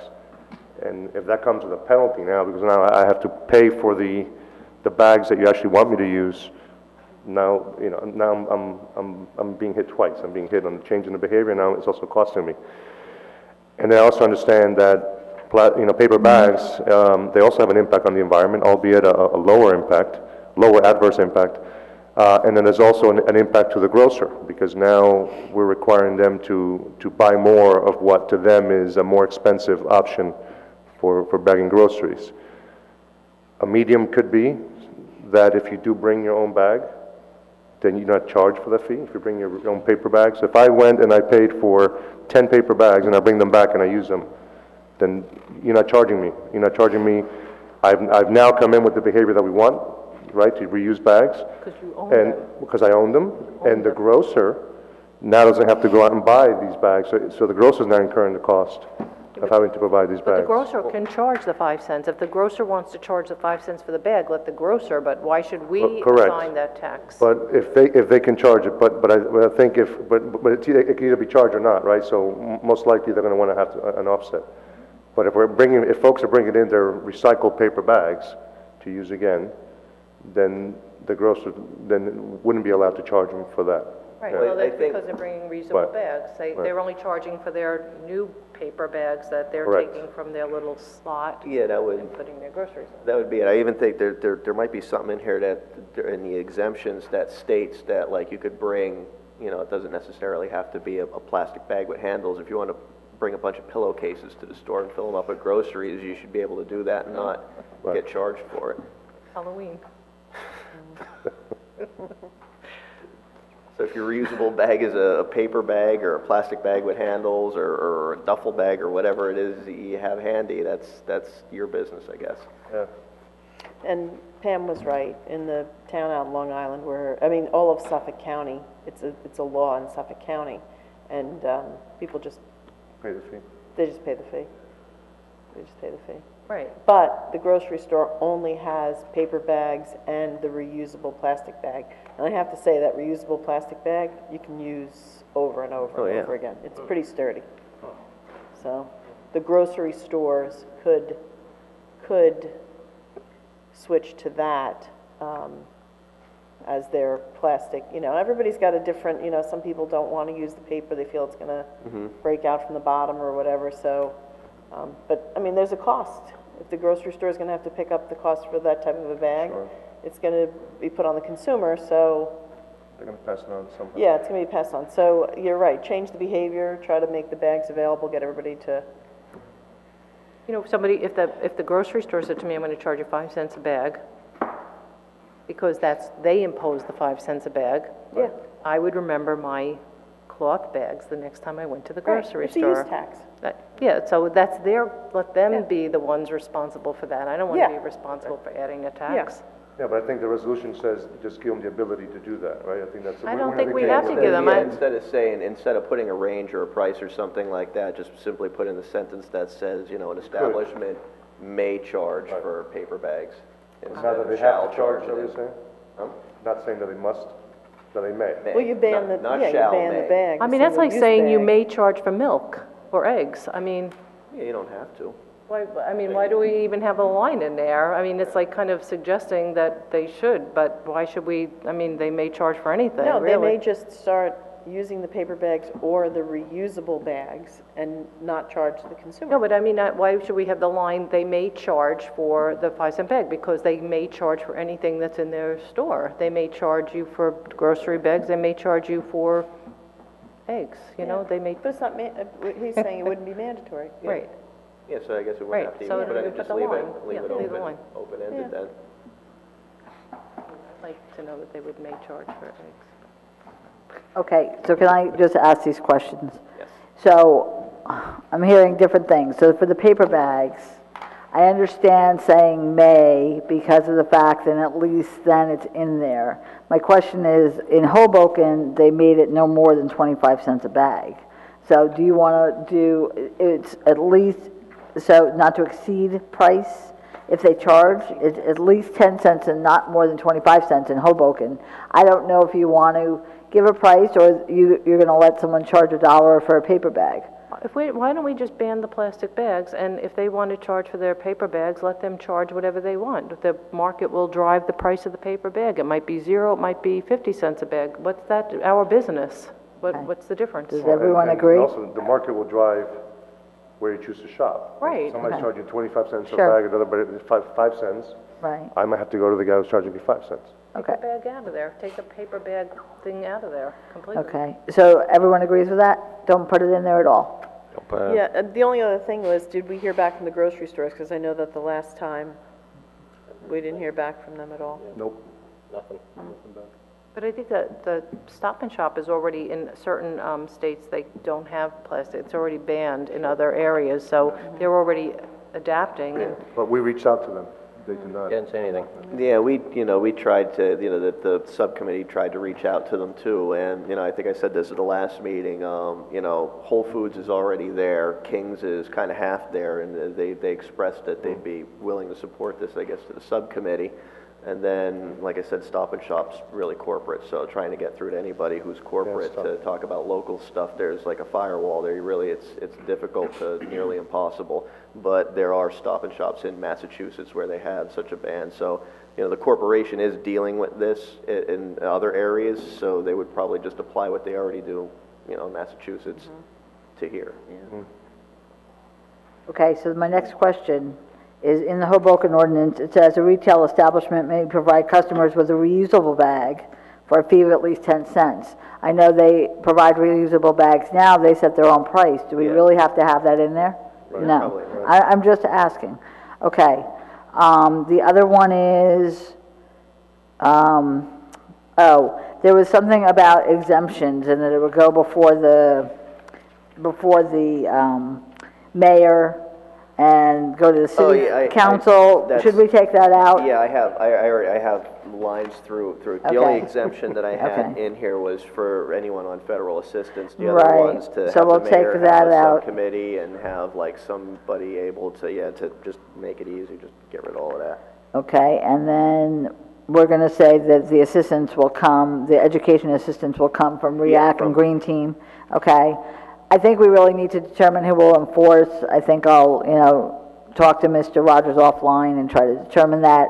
Are you okay with the fines being charged by Hoboken, which I think is 100, 200, and then 500, based on first, second, or third or higher fee, or violation, third and any subsequent violation. So it's 100 for the first, 200 for the second, and 500 for the third and any subsequent violations. So, are you okay with those? Yeah, the one that when we talk about the exemptions, 148-6, number 4, City of Hoboken establishes a fee for exemption requests. We're not going with that either. We're scratching that. No, we're getting rid of that. We're getting rid of all that. I had that scratched out on my original too. I'm sorry, I forgot to mention that when I started to go through. Yeah, so, you're okay with those violation, fines? Yeah. I mean, $500, well, I mean, I think that you have to have some teeth in this, so maybe it's fine. It does seem, I think they'll, Or you could, if there's some other fine schedule that we have that we could apply here that's either standard or if it's different all over the place, then maybe go with this one and change it or. Pretty much different all over the place. It is. Okay. It depends upon the nature of the it depends upon the nature of the violation and how serious you consider it. Okay.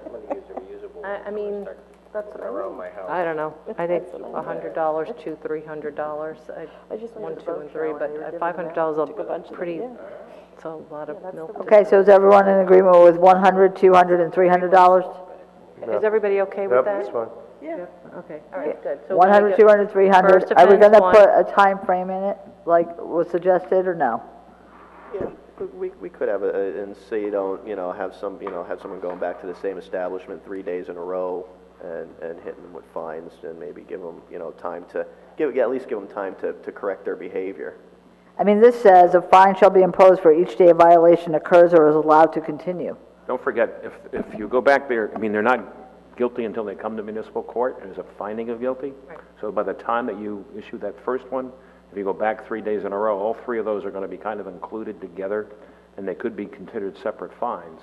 They certainly are considered separate summonses, but the court's going to deal with them in a different way. So, it's the facilities that, and the retailers that are going to be subjected to this, in terms of enforcement, you're not going to be able to do that each day. You're not going to be able to go there each day. Whoever we decide is going to be able to enforce this, because there's just too many to cover. So you've just got to understand that, giving the judge the opportunity to use its discretion to decide how to impart this, depending upon the nature of the circumstances and the fact sensitivity with each one of these summonses, is going to really dictate what kind of fines are going to get given out and meted out to any of the violators that are found guilty. So. But are we going to require a court appearance on this? Well, if they're going to contest it, it's gonna be a court appearance. All right, but if they don't contest it, there's no court appearance required, right? I think you can write it up that way, because it's strictly a borough ordinance. Okay, okay, village, okay. Yeah, I don't So- think you need a I mean, the court village appearance. ordinance, why did I say borough? Well, could you require a court appearance on the third violation? Can we do that? Can we make, so this way, I mean, I'll have to talk to Maria about that, just to be sure what the easiest way to approach that is, but we'll look into that and try and make it part of the, part right, of the at least ordinance. this way, the first time you pay your fine, the second time, the third time, I mean, not only is it a fine, but it's certainly an inconvenience to have to send somebody here and make them sit for 4 hours. When you're talking about $300 versus $100, it begins to mount up. You know? Right. No, you think that's the incentive enough to comply? You think a Well, court appearance? you're just talking, not compliance, you're talking about court appearances. Right. Compliance is a different issue. No, and I'm saying if your first offense is $100, second offense $200, third offense is $300 on an appearance in court. So that's all I'm asking. If that third offense could be... As I said, we have to find out just what's Right. the best way to Got do it. that. Okay. We'll talk to Maria. Yeah. That's fine. Okay, so those were my questions, so that was answered. So I think what we'll do is we'll bring back a reworked ordinance for review again to make sure we've gotten everything correctly, and then go from there. That would give REAC and the Green Team time to go over everything too. So then once we have our own ordinance, then, our committees could comment on those. And I think that's a great idea. So my guess is we'll introduce this in April or May, is what I'm estimating, because by the time we get it written, you bring it to REAC and Green Team, and then it comes back, then, I would think April at the earliest. Okay? Yeah, probably. Okay. All right, so our next category is operations, and this is the berm designs for the Shedler property, and I'm also going to incorporate number 4, which is the parking lot and patio design for the Shedler property, because it's all about the Shedler property. So I'm going to have Chris Rutherstauser come up. We're going to get definitive answers from the village council as to how you want the berm, fencing, whatever the case might be, wall, and then we'll know how we're proceeding so that we can go out for bid.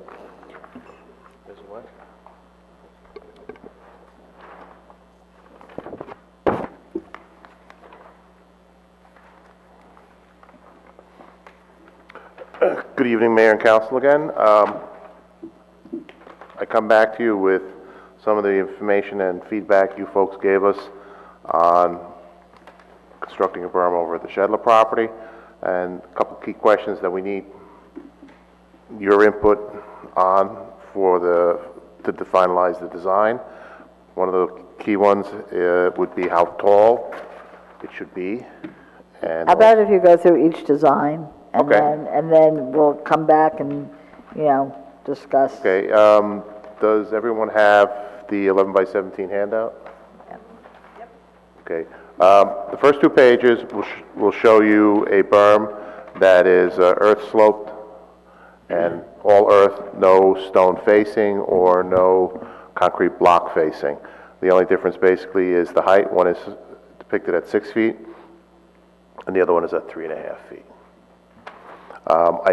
We did show the fence that had been suggested by Councilwoman Walsh. The only question, I didn't recall if the council had made a determination as to a preferred height, 4 feet or 6 feet. The fence we are considering right now would be similar to the grade and pool fence.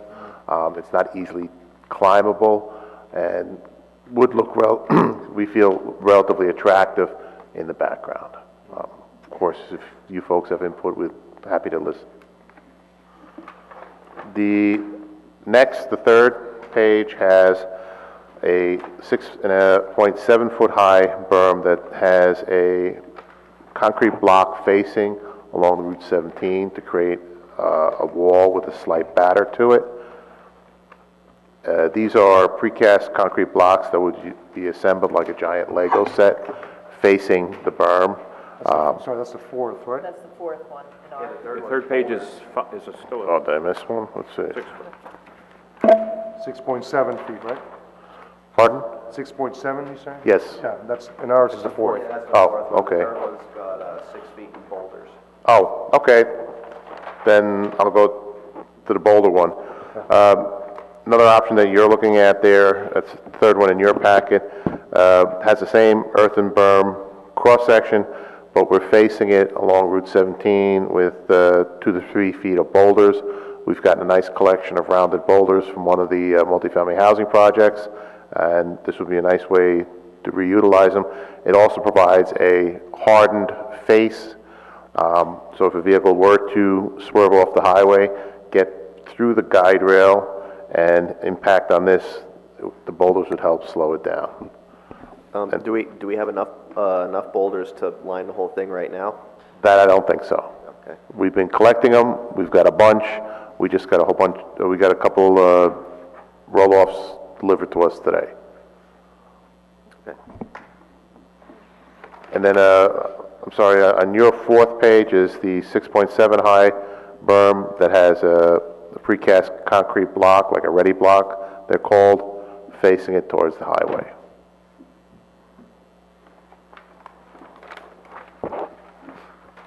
And then I left in the timber barrier as a reference point. I do believe the council last time was not in favor of that. Is there any reason why we couldn't do maybe a more solid fence on the berm? I mean, I don't know if that would block out Route 17 better, or if it would make a difference because the trees are there, or I don't know what. Like a picket fence or a stockade fence? Yeah, like a stockade fence or something. That could be done, but if you put a 6-foot stockade fence, you're not going to see 6 feet of the trees that we're planting on top of the berm. Again, that's a decision that you folks can make. Aren't the trees going in front of the fence? We show the fence between the 2 lines of trees, because if you look on the plan view up top, the trees are like on a staggered, one top of the berm, then one on the ground, one on the top of the berm, and the fence would be along the top of the berm, near the trees, near the spruces. You could put the fence behind the trees, on the 17 side of the trees, no? We could do that, but I think the fence was intended to maybe stop a wayward child, and once they get on the top of the berm, they're already out of the parental sight. Yeah, and then they could hide in the trees. Yeah, you want to catch them before they get up there. Yeah. It's more difficult to climb the fence if you're going up at an angle and incline than on a flat surface, also. Yeah. Okay. We like the fence, so great, and that's a nice one. I actually like the idea of the boulders. I'd be interested in, I love the idea that we can reuse something, that we're getting the soil, that we're getting boulders, and that we're able to use it. When would we know whether or not we have enough? How will we be able to gauge that? Literally count them. We have them spread out in a shallow pile at our construction yard. That's where we're storing them right now. Okay. If we were to use boulders, we would transport them to the property here. We can count them. What we can also do is we can face. Wait, hang on one second. I can't hear. Okay. Go ahead. Sorry. We can face, if boulders is the desired design element, we can face as much of the berm as we can. If we run out of boulders, we would just have the berm slope the earth down to the highway edge. I guess you could get creative with the boulders and do a third in boulders, then block, then boulders, then block, then boulders. And you can get creative, artsy, yes. And that would save money on block, right? Well, if we went with the boulders, I wouldn't recommend the block. And the boulders would also look possibly more scenic in the landscape design sense. Right. Okay.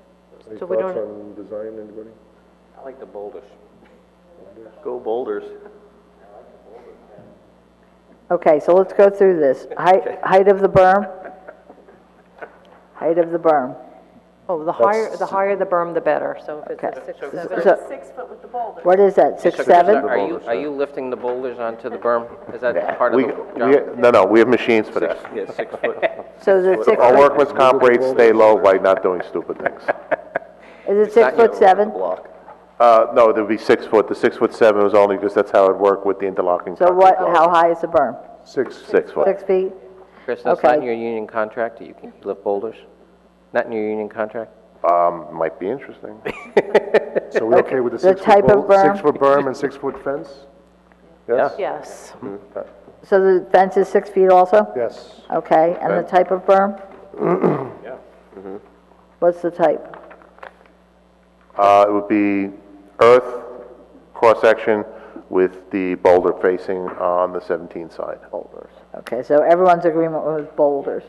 And then there'll also be the guardrail as well, as he indicated. Yes, Yes. must. That's the. There'll be a guide rail, no matter which style berm Correct. you select. And we're saying a 6-foot fence, like what kind of fence, what do we call that fence? There's a, Grading fence. We were looking at the fence like it's over around Graden Pool. no, but what's the style? Like, I mean, there's stockade fence, there's chain link fence, there's, what kind of fence do we? Call it grading fence. Is it like For lack of a better term, the mayor's term is quite appropriate, the grading okay. fence. Grading fence. a grading fence, so 6 Style. foot, okay, that works. Grading fence. That would say Graden style, how's that?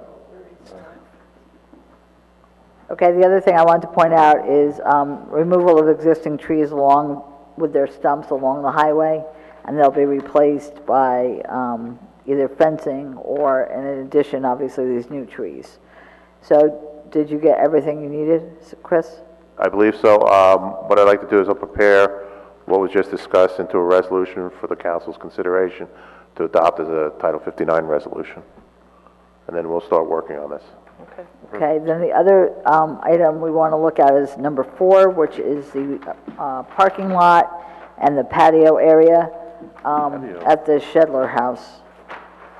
Well, it's at the park, but near the Shedler House. So, Chris, if you could explain that? Yes, thank you, Heather. Another portion of the project development here is we're going to renovate the historic Shedler home. That project is expected to go to bidding in the next couple of months, if I recall, right, Heather? And is anticipated to be completed this year. We hope so. We hope so. Part of making the Shedler house, once it's complete, a usable, viable asset for our community is we have to provide parking for the potential users of it. We developed a parking lot here that you might not be able to see too clearly on your 11 by 17 drawing because it really just mushed things in there, but I have a larger scale here. We also have a patio area just to the south of the building from which the home's primary entrance would face and open up to. This is an idea that was developed in talking with Nancy Bigos from Parks, where a patio area with like a trellis over it would be a very attractive area for anybody renting the Shedler home for an event. If the weather was very nice, they could have a portion of their activities outside. If a cloudburst came, everybody just runs back inside the house. We show that patio with a double conifer line buffering it from West Saddle River Road and also buffering the park lot area, so it would be relatively private and private. The parking configuration we came up with has, I believe, about 53, 54 spaces. I think we may have to add 1 or 2 more handicap. We only have 2 at this time.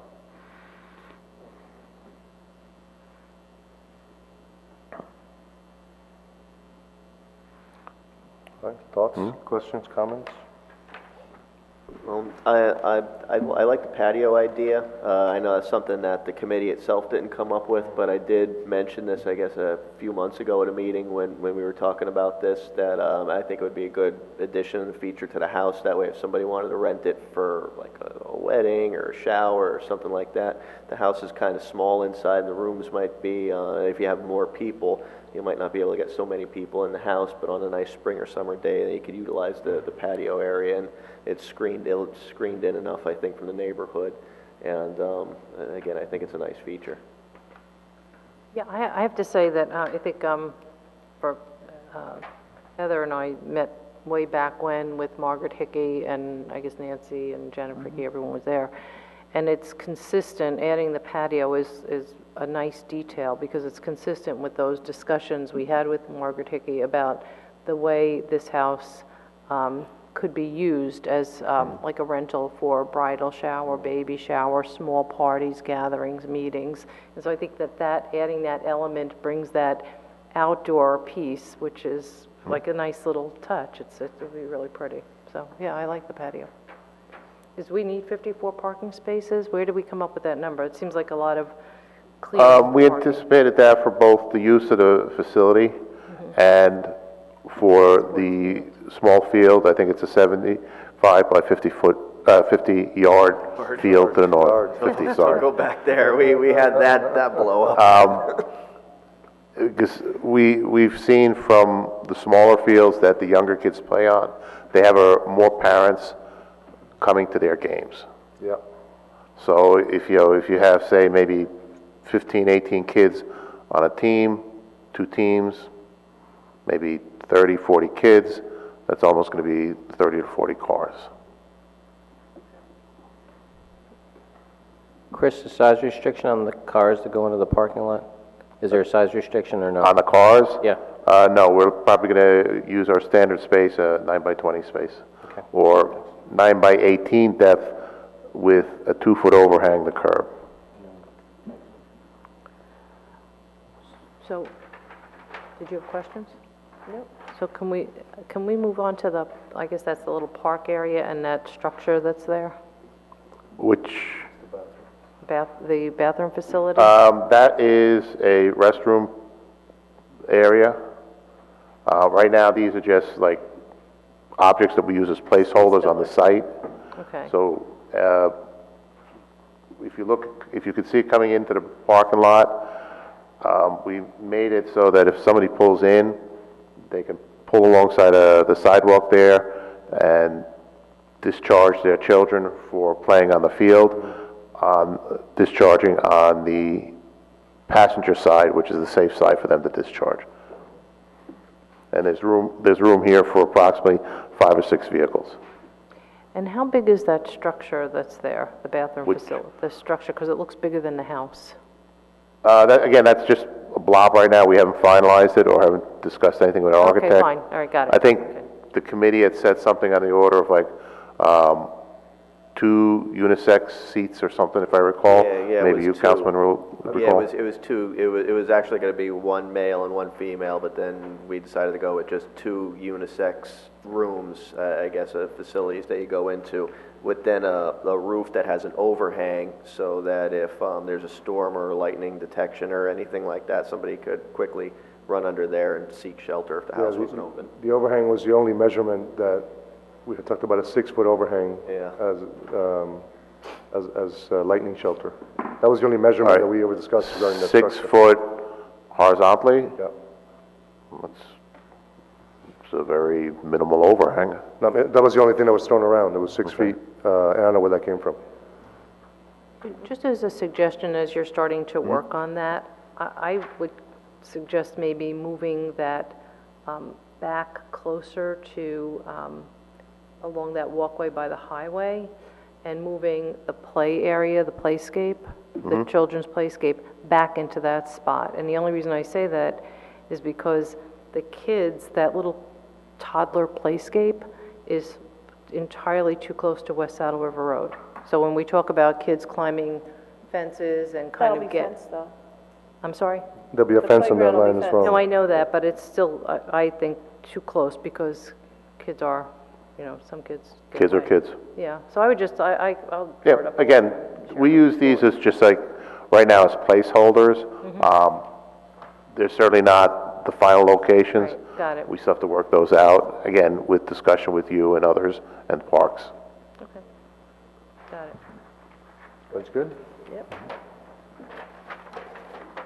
Okay, so everyone approves of this, with the exception of, I guess, possibly the playscape bathroom. We're really not talking about that. We're really focusing on the parking lot, the patio area, off of this Shedler house. So it looks good? Yep. Okay, Yep. great. Thank you. Thanks, Chris. Thank you.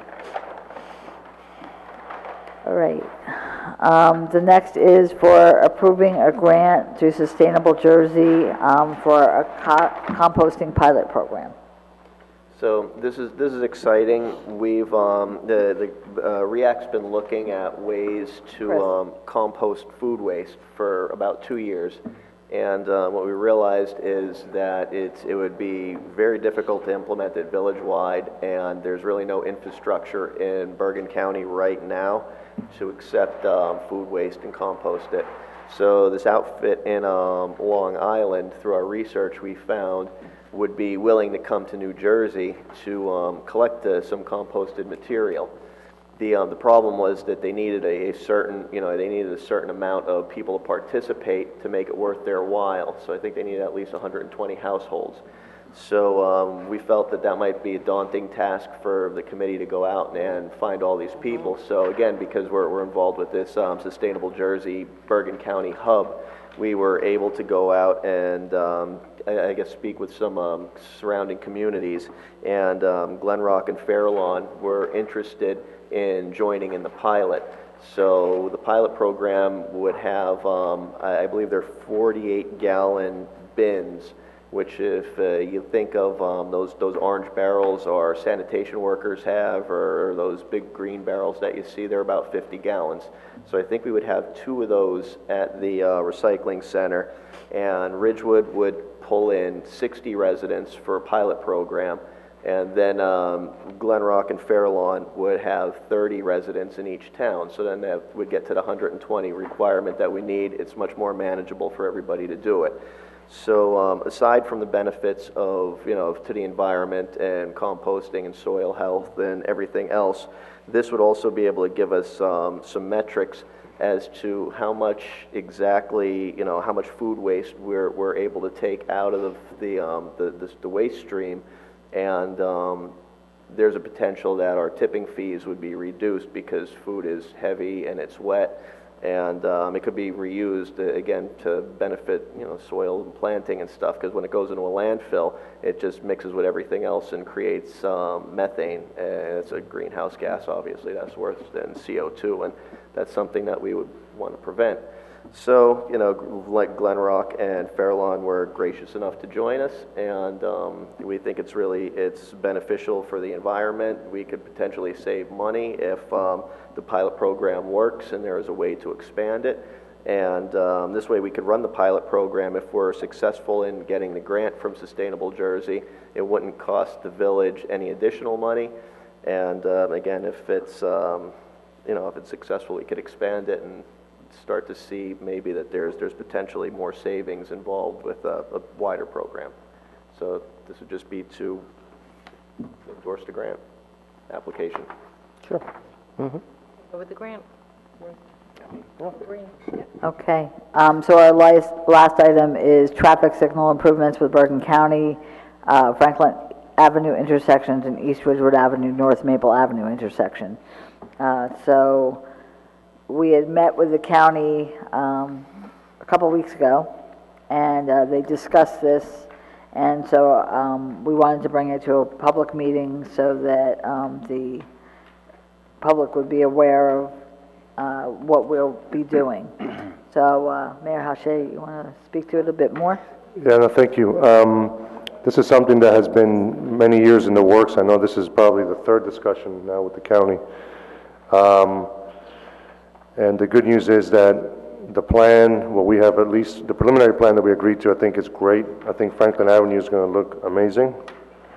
Right now, I almost wish I could pull the bird box trick when I go through Franklin Avenue, just blindfold, because it's quite unattractive. But I think a lot of the improvements that we talked about, the bump outs and the curbs and narrowing the crosswalks, some of the adjustments to the corridor, because Franklin Avenue is part of the Franklin Maple Ridgewood Avenue corridor.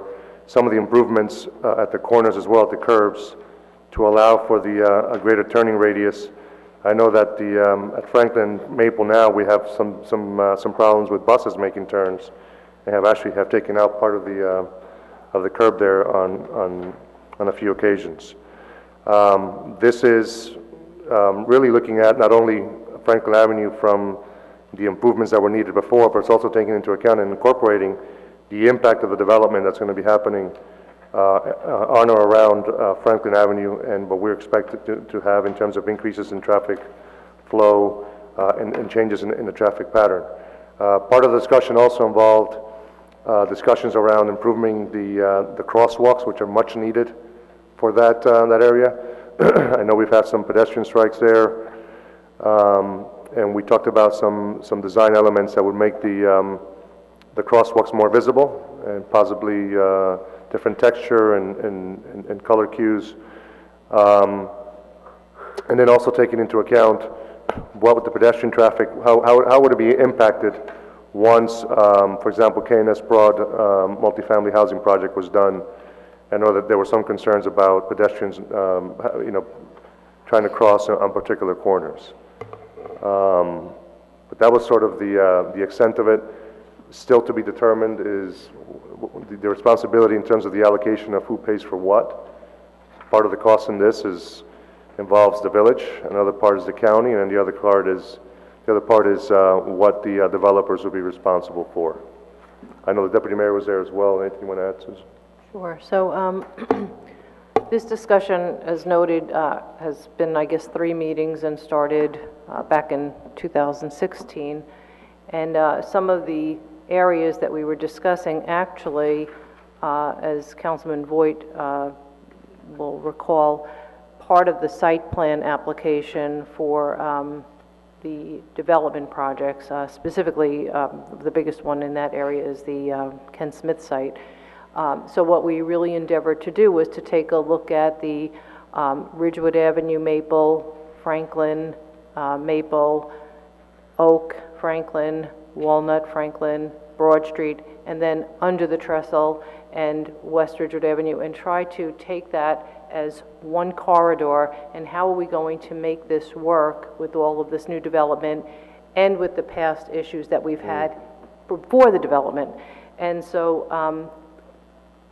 I think we've come up with a really good plan. We've worked out a lot of details into how wide the street would be, where these kind of pedestrian crosswalks would be, what's the best outcome to ensure the safety of pedestrians and adequate traffic flow.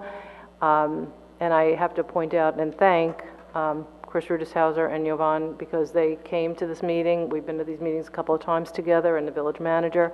I think we have a really good product here, and I'm excited to see it come to fruition. But at this point, as the mayor indicated, we're also going to work out the details with the county. Everybody's going to take their piece of the work as we move forward, and then we're going to start to look at how we're going to fund this to make sure that we get this done in the most efficient manner. But obviously, it all is on hold until we finish the completion of these other projects, the developments downtown. So, do you want to add to that?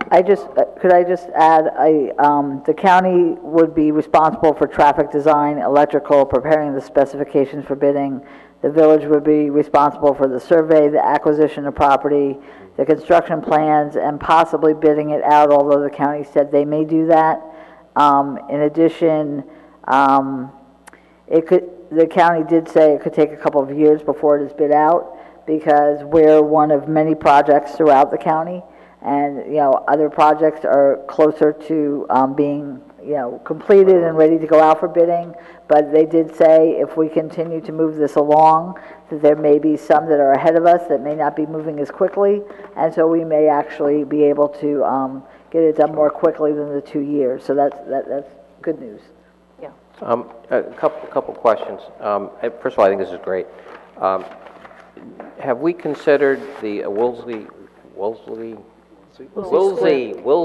Garber Square as part of this? So it was actually in our original discussions, and we left it at this corridor, and then we're going to work our way to that piece of it, primarily because no matter what we do, we have to wait for these projects, because we're waiting on the site plan, not the site plan, the developers agreement? No, we're waiting for Enclave. A shared services agreement with the, we're waiting for certain, Enclave?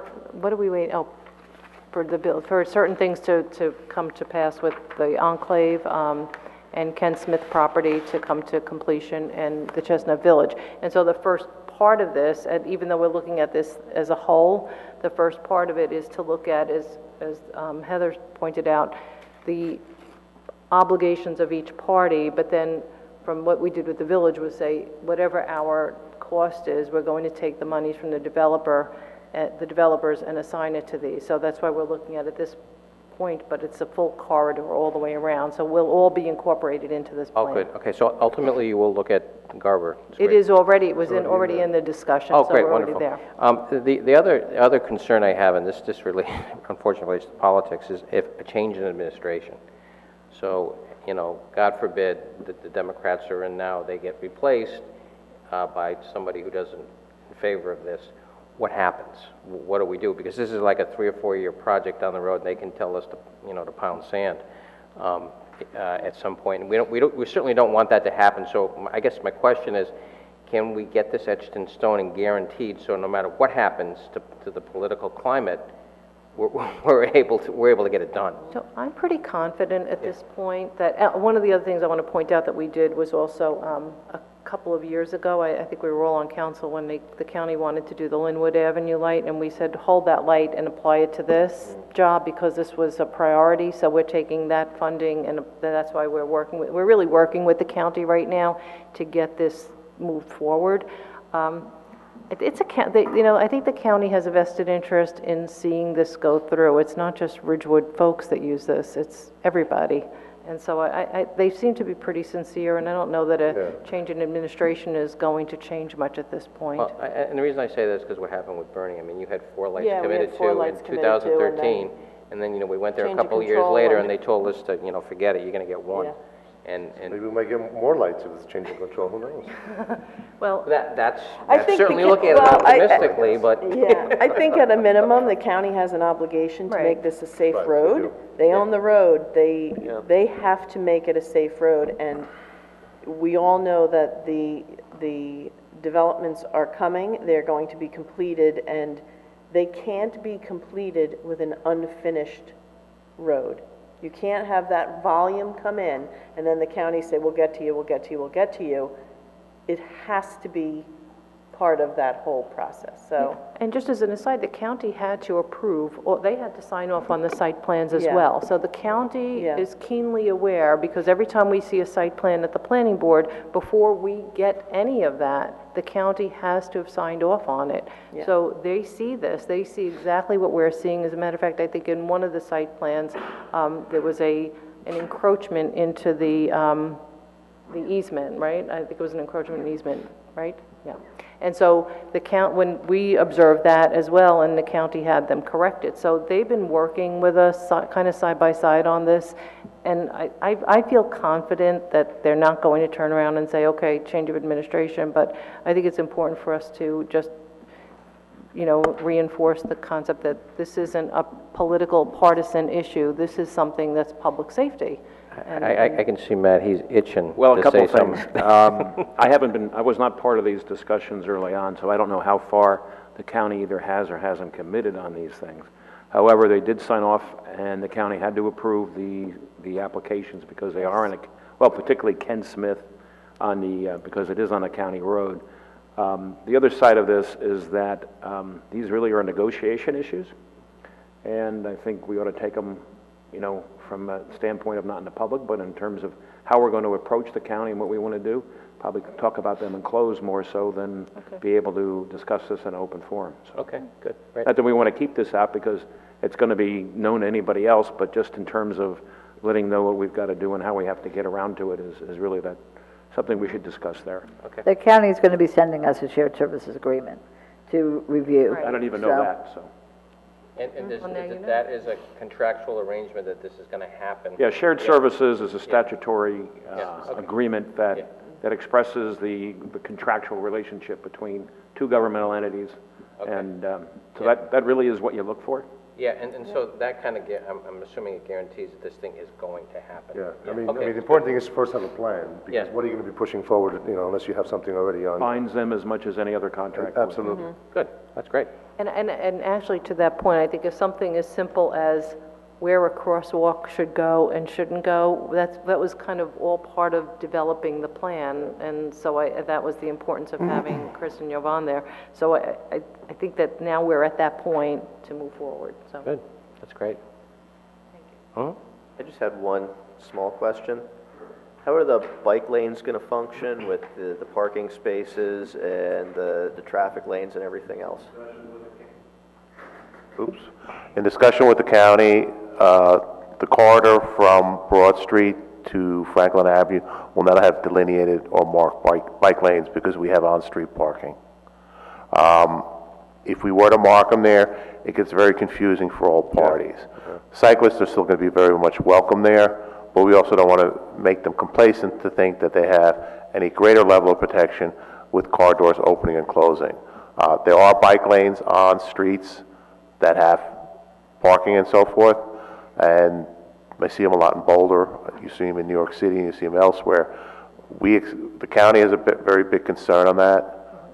That was one of our discussion items, and we agreed that not now at this time.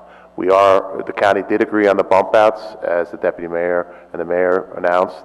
Those are a big pedestrian safety plus, but we also have to maintain some amount of parking on Franklin because our dire need for parking. Okay, thank you. All right, good? Good, thank you. Yep, thanks, Chris. Yeah, thanks, Chris. You're welcome.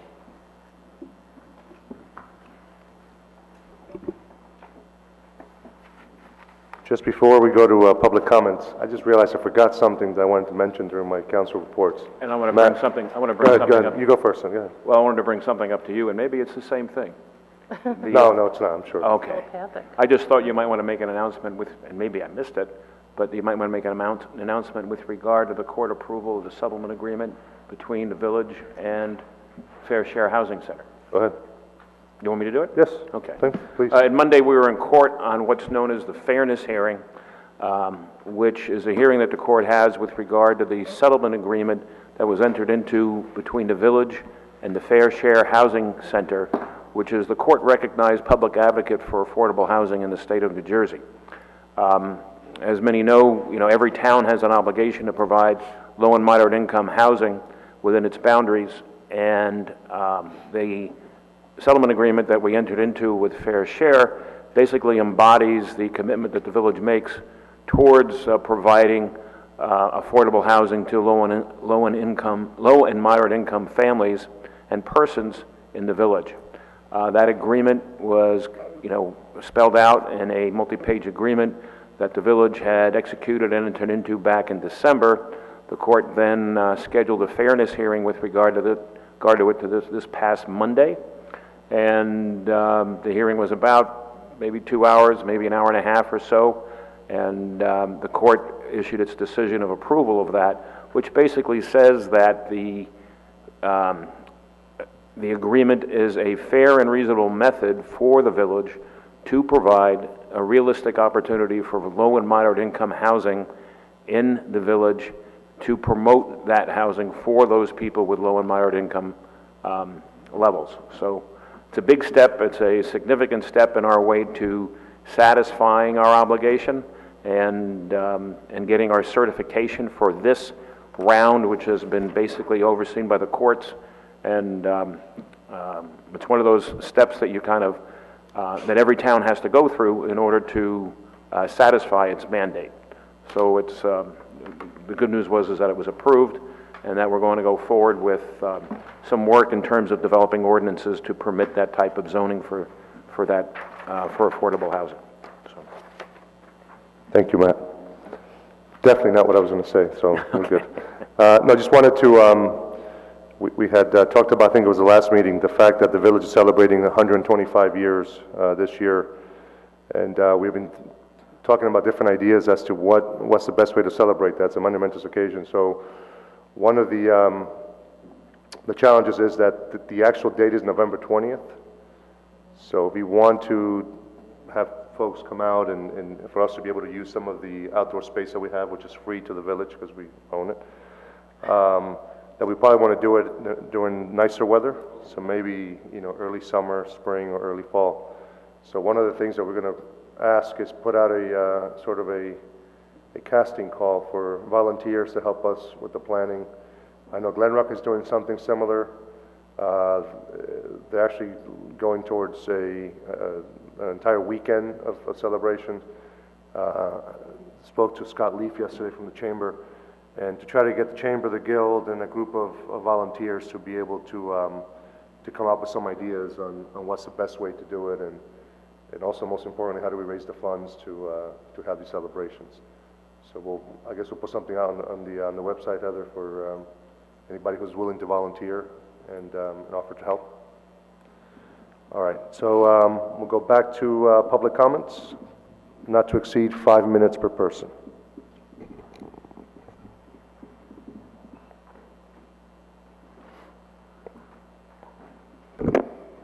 Good evening, Bill McCandless, 71 Ridge Road. Good evening. About every 6 months, I write an email to everyone on council and everyone else that I can find in my Gmail address book reminding them of the issues in Garber Square. Just slow down, Bill, and just speak into the microphone because you lost me after Sure. McCandless. About every 6 months, I write an email to everyone on council and everyone that I can find in my address book for the village, reminding them that Garber Square continues to be a disaster, and it need not be so. In May of 2014, the village began its degradation of that intersection and has done nothing to improve it since. For years, the village itself denied that there was a problem. Thankfully, this council brought in some traffic experts. There was even, as I remember, in-person inspection of the intersection and a car count that went along with it that proved that it is the most crowded of the 3 cross-village intersections. Nothing has happened in Garber Square to make it better. I'm happy to hear that it's part of the corridor discussion, and I hope that that happens. Those resolutions sound years away. It won't fix tomorrow morning at 7:30 when traffic is backed up on Ridgewood Avenue. Tomorrow morning at 7:30, children will be crossing through Garber Square on their way to George Washington Middle School. Hundreds will be going to the train station. The inverse will happen at 3 o'clock. The village has done nothing. It would cost $0 to change the timing of the light to allow cars on Ridgewood Avenue to make a left turn.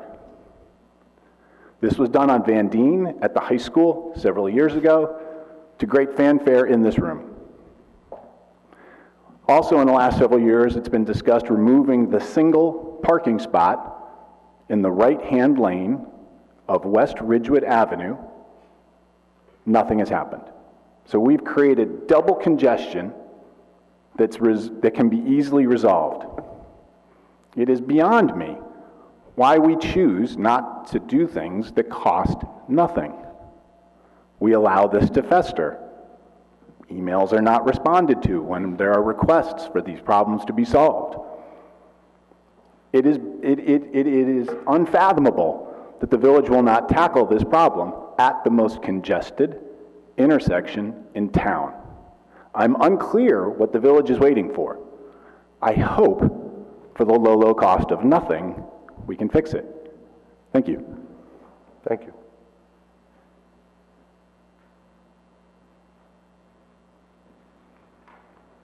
Once again, thank you for the opportunity. Hello again. To speak. And my name is... Please pull the microphone down. Sorry. And your name and politically address. challenged. Put all the way down. Yeah, there you go. Better? There you go. Closer, yeah. Like this?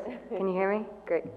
So yeah, my name is Serena Iacoviello. I live at 363 Down Street, once again, by Trevelle. So, yeah, thank you for considering the ban on plastic bags as well as the fee on paper bags. So it's estimated the average American family uses 1,500 single-use plastic bags every single year. So in order to provide those plastic bags to people, you're using 12 million barrels of oil. So that's completely unsustainable. Once people start asking themselves, where does this plastic bag come from? What are the repercussions of my actions? It starts to become a little bit of like emotion that they realize that their actions are completely unsustainable. They start realizing that in return for convenience, they're completely willing to ignore their conscience and the repercussions of their actions. So that being said, as I kind of remembered from my days at Travell, reduction was always the first R of reduce, reuse, recycle. So that being said, I think that the fee on paper bag is a really important aspect of this bill, and in order to really enact it in a strong way, you need to incorporate that in order to really get consumers to change their behavior. So while the fee is nominal, it shows as a motivation to actually kind of phase out the use of paper bags. To assume that people wouldn't change their behavior based on this fee is kind of to admit complicity in their actions, as well as to kind of not assume that the village could actually educate their public on these issues, which is a little bit disappointing. So being that it costs, as well as being that it costs businesses a cent to create a plastic bag versus 10 cents to create a paper bag, I would find that the village should actually stand on board with their businesses and help them and move them towards actually creating a more sustainable future, as well as a more eco-friendly place for Ridgewood residents. Yeah, so we shouldn't be seeing an overall decrease in profits of our businesses in order to just to reduce the wastes of this town. And so yeah, I hope the village council does decide to act responsibly and adopt a full ban on single-use plastic bags, as well as a fee on the paper bags, omitting any kind of loopholes that are maybe seen in the Hoboken ordinance. So I've grown up in this town, and I really want to see Ridgewood take some leadership roles in creating a more sustainable future and enacting strong environmental policies. So I thank you for taking the time to consider my thoughts, and I'm really excited that you guys all seem on board with the ban on plastic bags, but I also want you to really strongly reconsider the fee on the paper bags, as well as our ability to actually educate our public and get people on board with changing behavior. Thanks again. Thank you.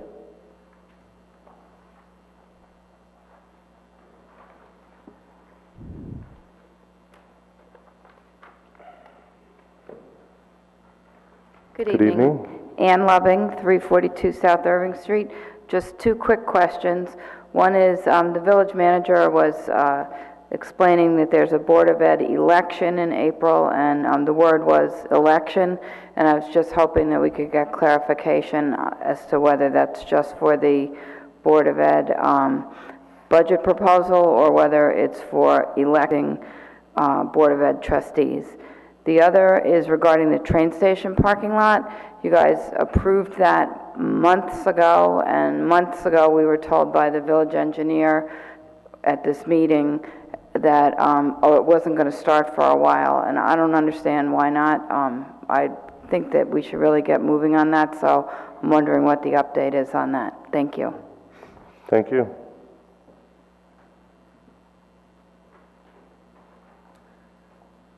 Hello. Hello.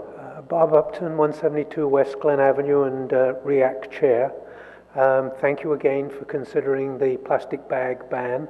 I just wanted to add a couple of additional comments. Certainly, plastic bags is the main issue, and that's the big concern that we wanted to address.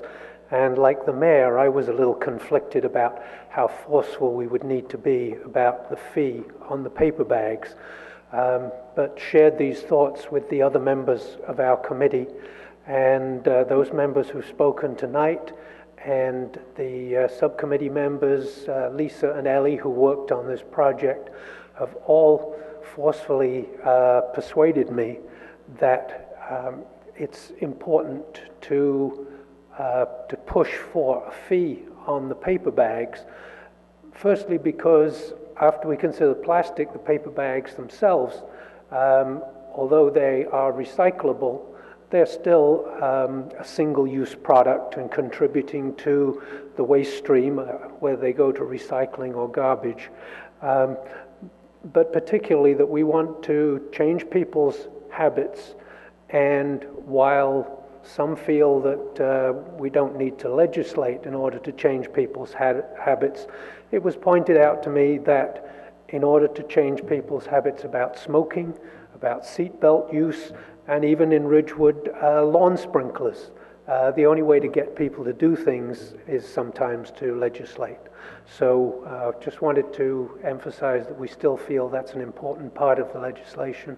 And most of the other ordinances established throughout New Jersey have, in addition to the plastic bag ban, have included a fee for the single-use paper bags. Thank you. Thank you.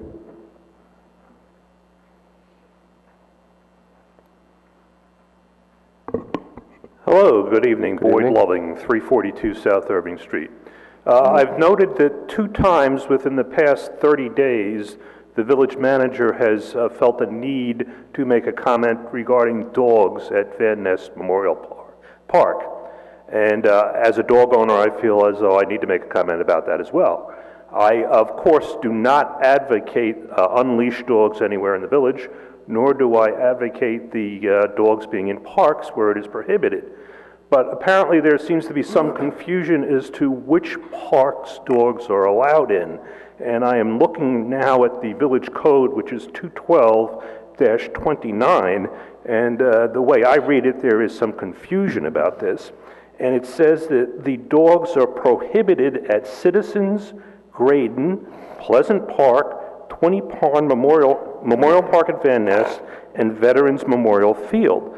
That is not a complete listing of the parks in Ridgewood. For instance, the Dunham Trail is not listed here anywhere, nor is Grove Park listed, nor is Gypsy Pond Park listed. The ordinance goes on to say, or the code goes on to read, dogs are permitted only at Irene Habernacle Family Park and Shedler Park. So the number of parks are not, it's not right. There are some parks that are not noted in here, but yet it says that it's only permitted at Shedler and Irene Habernacle. So I'm not sure about the Dunham Trail. The Dunham Trail is listed as being in the Parks and Recs inventory. People walk their dogs on leash there all the time, but yet according to the second part of the code, you're not permitted to do that. So I would like the code somehow or another clarified. I don't know whether you have to pass a new ordinance for that or revise this ordinance, but certainly not all the parks are listed in the code, which makes it confusing because it says you can't do it here, but you can do it here, but some of the parks are missing. I see no reason, for instance, that people cannot walk leash dogs at the Dunham Trail. There is absolutely no, Matt knows it well, it's right behind its house, people do it all the time. I only do it 3 times a day. So. Right, so, but, I hope you know, we're allowed to do it with leashes. if you read the second part of the code, it says we're not supposed to be doing it. So we need some clarity on this. And again, I am not an advocate for unleashed dogs anywhere in the village except my own backyard or somebody's own backyard, nor am I an advocate for having leashed dogs in a park where it is prohibited. But we need some clarification, if you would please, on which parks are included and which parks aren't included. Thank you very much. Thank you. Okay. So can I just ask Heather? Heather, just on 3 things. Obviously, clarification on the parks. Can we get an update on the train station parking lot? And I think that the points that Bill McCandless raised are fair, and I think I've observed that that last spot also at the end of West Ridgewood Avenue by the liquor store too, and we could actually have better flow if we just change that and change the lighting. I think that those are good observations maybe we could look at. Okay, yeah. And also the other question that was raised about the Board of Ed. Oh, sorry. It's the budget vote in April. The next Board of Ed elections is not going to be until April 2020. For candidates. Trustee. For It'll be candidates Right. and budget at that time Right. in 2020. Mr. McCandless, I'm meeting with the village engineer to determine what we could do quickly to try to fix those easy things as you indicated. So we've not yet had a chance to meet this week. So I appreciate your comments, and we'll see what we can do. I actually have to ask Chris to come up about the train station parking lot, because at this point, I know that the plans are finalized, but I don't know how soon we are, if the specs have been written yet for the bid.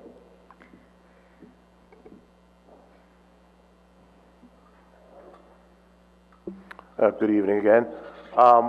We've been in touch with our contractor. He's ready to come to work. It has to be above freezing. Concrete doesn't cure very well below freezing. Yes, some people tell you you can put blankets on it. You can use additional additives to it if necessary. We just sent a work request over to the Parks Department to get the trees removed. We have to do that. That's on our obligation.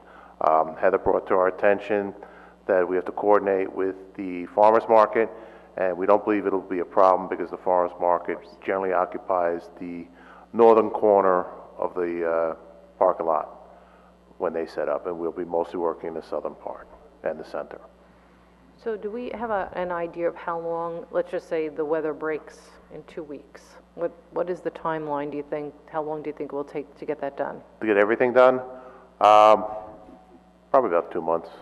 I'm guessing about 2 months. 2 months, okay, good, because I think we wanted to make certain that we were coordinating this with the garage and that this was done first, and, okay. Good. Heather's been reminding me frequently and often that that's a very important coordination that we need to do. Okay, great, all right, good.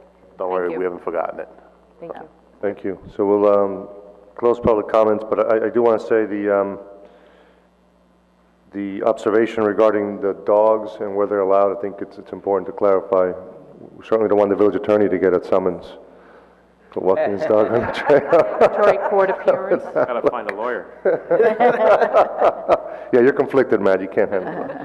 All right, with that, I'll take a resolution to go into closed session.